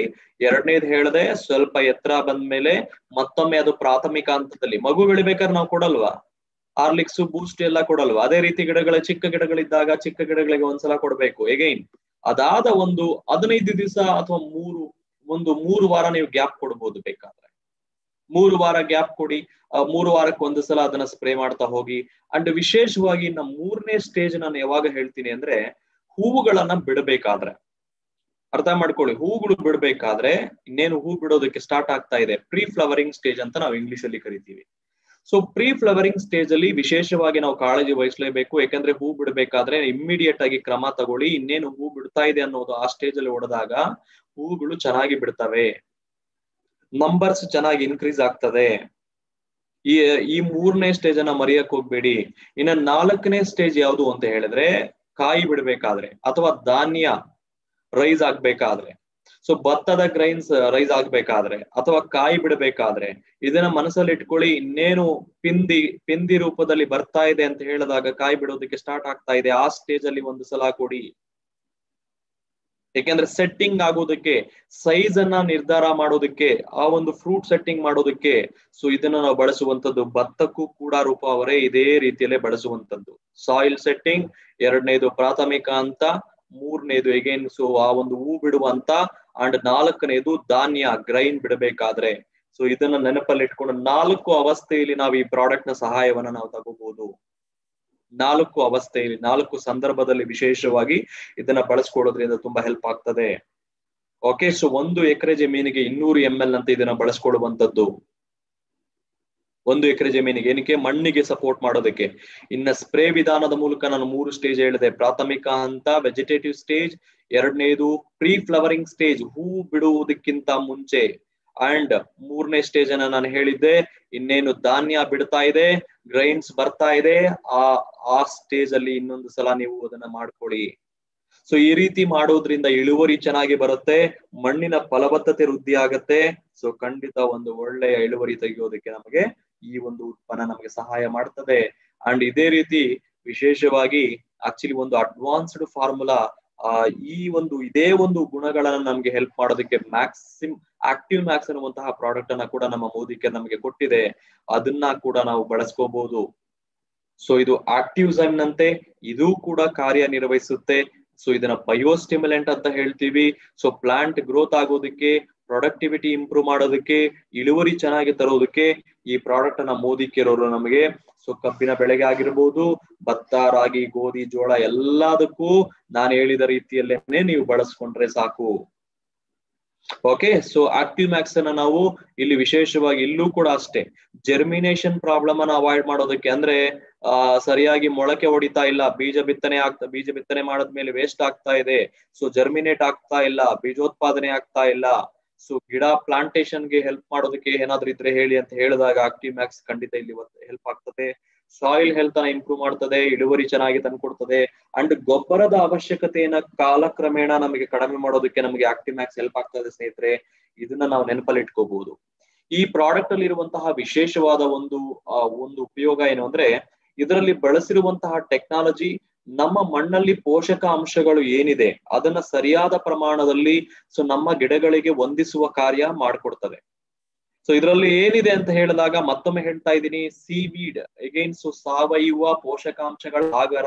ಇಲ್ಲೂ ಕೂಡ ಸೀವೀಡ್ ಅನ್ನ ಬಳಸ್ಕೊಂಡಿದ್ದಾರೆ. ಸಾಕಷ್ಟು ಒಂದು ಗ್ರೋತ್ ಹಾರ್ಮೋನ್ಸ್ ಅನ್ನ ನಾವಿಲ್ಲಿ ಬಳಸಿದೀವಿ, ಪೋಷಕಾಂಶಗಳನ್ನ ಇಲ್ಲಿ ಬಳಸಿದೀವಿ, ಖನಿಜ ಲವಣಗಳು ಇದರಲ್ಲಿ ನೋಡ್ತಾ ಇದೀವಿ. ಮಣ್ಣಿಗೆ ಇದನ್ನ ಸೇರಿಸೋದ್ರ ಮೂಲಕ ಮಣ್ಣಿನ ಒಂದು ಫಲವತ್ತತೆ ಕಾಪಾಡ್ಕೊಳ್ತಾ ಇದೀವಿ.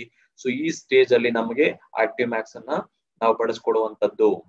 ಹಾಗಾದ್ರೆ ಎಲ್ಲೆಲ್ಲಿ ಬಳಸುವಂತದ್ದು, ಏನೇನ್ ಪ್ರಯೋಜನ ಆಗತ್ತೆ ಗಮನಿಸಿ ನೋಡಿ. ಮೊದಲನೇದಾಗಿ ಹೇಳಿದ್ದೆ, ಕರೆಕ್ಟ್ ಆಗಿ ನೀವು ಮಣ್ಣಿಗೆ ಇದನ್ನ ನೀವು ತಲುಪಿಸಿದ್ರೆ, ಪ್ರಾಥಮಿಕ ಹಂತದಲ್ಲಿ ಮಣ್ಣಿಗೆ ಸಾಯಿಲ್ ಸೆಟ್ಟಿಂಗ್ ಇದನ್ನ ಮಾಡಿದ್ರೆ ಯಾವ ರೀತಿ ಮಾಡ್ಬೇಕು ಅಂತ ಹೇಳ್ತೀನಿ. ಸೀಡ್ ಜರ್ಮಿನೇಷನ್ ಅಂದ್ರೆ ಬೀಜ ಚೆನ್ನಾಗಿ ಮೊಳಕೆ ಹೊಡಿತದೆ. ಎರಡನೇದು ಫೋಟೋಸಿಂಥಸಿಸ್ ಅಂದ್ರೆ ಗಿಡಗಳು ಚೆನ್ನಾಗಿ ಹಸಿರಾಗಿ ಕಾಣೋದಲ್ದಿರ ಆಹಾರ ಉತ್ಪಾದನೆ ಚೆನ್ನಾಗಿ ಗಿಡದಲ್ಲಿ ಆಗ್ತದೆ.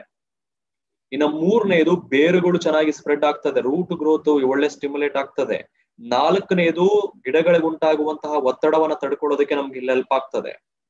ಅಂಡ್ ಫ್ಲವರಿಂಗ್, ಫ್ಲವರಿಂಗ್ ಫ್ರೂಟಿಂಗ್ ಚೆನ್ನಾಗಿ ಆಗೋದಕ್ಕೆ ಹೆಲ್ಪ್ ಆಗ್ತದೆ. ಅದರ ಸೈಜ್ ನಂಬರ್ ಚೆನ್ನಾಗಿ ಇನ್ಕ್ರೀಸ್ ಆಗೋದಕ್ಕೆ ಆಗ್ಬೇಕಾಗ್ತದೆ.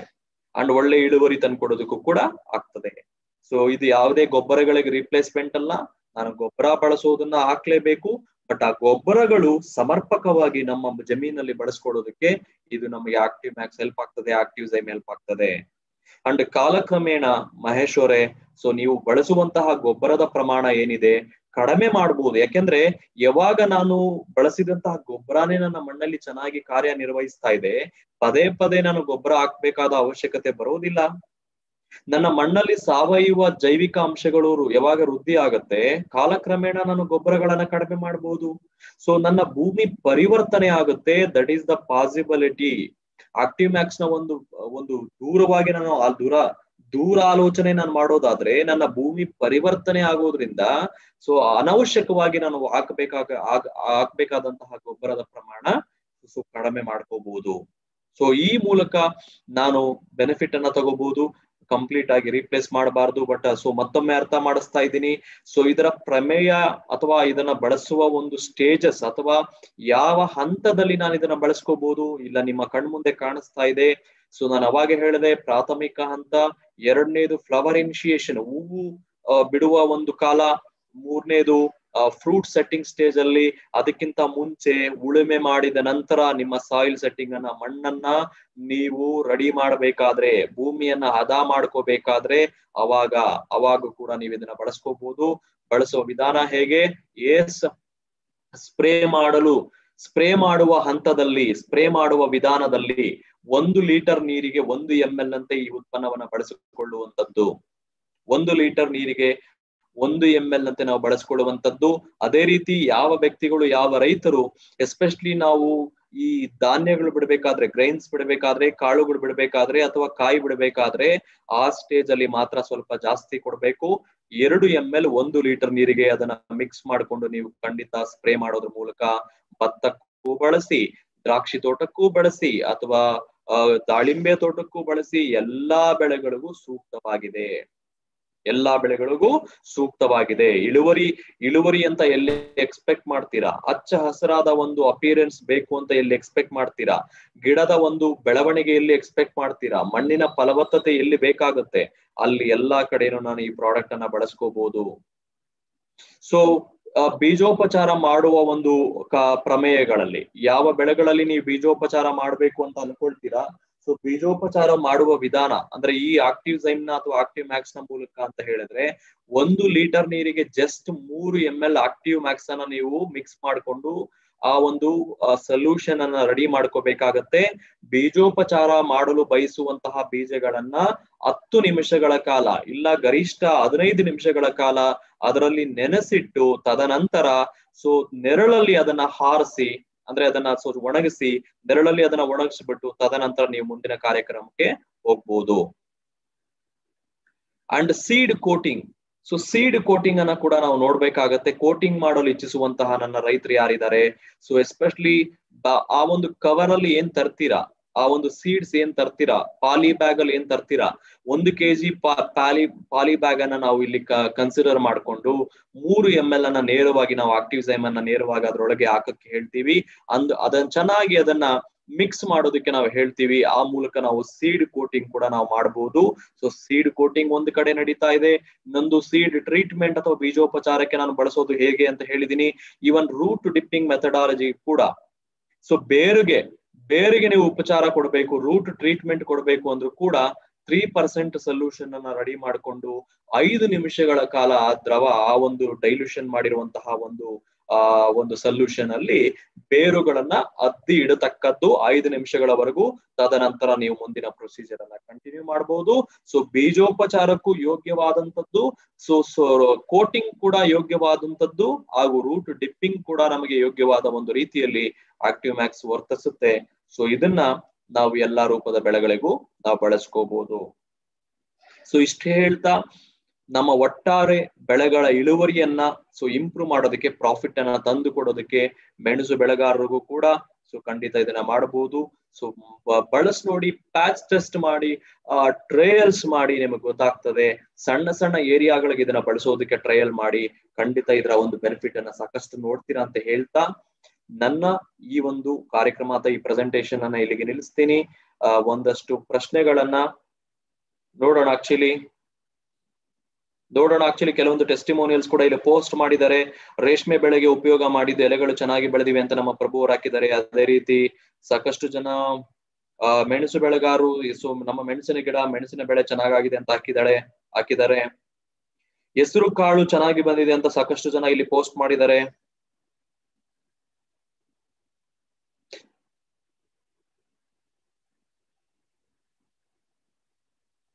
ಸೊ ಅದೇ ರೀತಿ ತೆಂಗು ಬೆಳೆಗಾರರು ಸಾಕಷ್ಟು ಜನ ಟ್ರೈ ಮಾಡಿದೀವಿ ಅಂತ ಪೋಸ್ಟ್ ಮಾಡಿದ್ದಾರೆ. ಕೆಲವರು ಟೊಮೆಟೊ ಬೆಳೆಗಾರರು ಪೋಸ್ಟ್ ಮಾಡಿದ್ದಾರೆ. ಐ ಥಿಂಕ್ ಸೊ ಇದು ನಮಗೆ ಉದಾಹರಣೆ ನಮಗೆ ಕ್ಲಿಯರ್ ಆಗಿ ಹೇಳುತ್ತೆ. ಸೊ ಈ ನಮ್ಮ ಒಂದು ಪ್ರಾಡಕ್ಟ್ ಗಳನ್ನ ಖಂಡಿತ ಸೊ ಈ ಉತ್ಪನ್ನಗಳನ್ನ ಬಳಸ್ಕೋಬಹುದು. ಅವಶ್ಯಕತೆಗೆ ಅನುಗುಣವಾಗಿ ನೀವು ತಿಳ್ಕೋಬೇಕು ಪರ್ಪಸ್ ಏನು, ನಾನು ಏನಕ್ಕೋಸ್ಕರ ನಾನು ಇದನ್ನ ಬಳಸ್ಕೋಬೇಕು ಅನ್ನೋದನ್ನ ನಿಮ್ಗೆ ಗೊತ್ತಿರಬೇಕು. ಪರ್ಪಸ್ ಅನ್ನ ತಿಳ್ಕೊಂಡು ಹೇಗೆ ಅದನ್ನ ಪ್ರವೃತ್ತಿ ಮಾಡ್ಬೇಕು ಅಂತ ಹೇಳ್ಬಿಟ್ಟು ನಾನು ರೆಕಮೆಂಡ್ ಮಾಡಿದ್ದೀನಿ. ಸೊ ಅದು ಆ ಪ್ರಮಾಣದಲ್ಲಿ ನೀವು ಬಳಸ್ಕೊಂಡು ಟ್ರೈ ಮಾಡಿ, ಒಂದು ಒಳ್ಳೆ ಇಳುವರಿಯನ್ನ ತೆಗೀರಿ, ಹಾಗೂ ಹೆಚ್ಚು ರೈತರಿಗೆ ಇದರ ಬಗ್ಗೆ ಮಾಹಿತಿ ರವಾನೆ ಮಾಡಿ ಅಂತ ಹೇಳ್ತಾ ನಾನು ಈ ಕಾರ್ಯಕ್ರಮವನ್ನು ಎಂಡ್ ಮಾಡ್ತಾ ಇದ್ದೀನಿ. ಸೊ ಧನ್ಯವಾದ, thanks for your participation. So ಇಷ್ಟು ಹೇಳ್ತಾ ನಾಳೆ ಭೇಟಿ ಆಗೋಣ ಮುಂದಿನ ಕಾರ್ಯಕ್ರಮದಲ್ಲಿ ಒಂದಷ್ಟು ಹೊಸ ಒಂದು ಟಾಪಿಕ್ ನೊಂದಿಗೆ. ಅಲ್ಲಿವರೆಗೂ take care, stay safe, stay healthy. ಧನ್ಯವಾದ, ಥ್ಯಾಂಕ್ ಯು.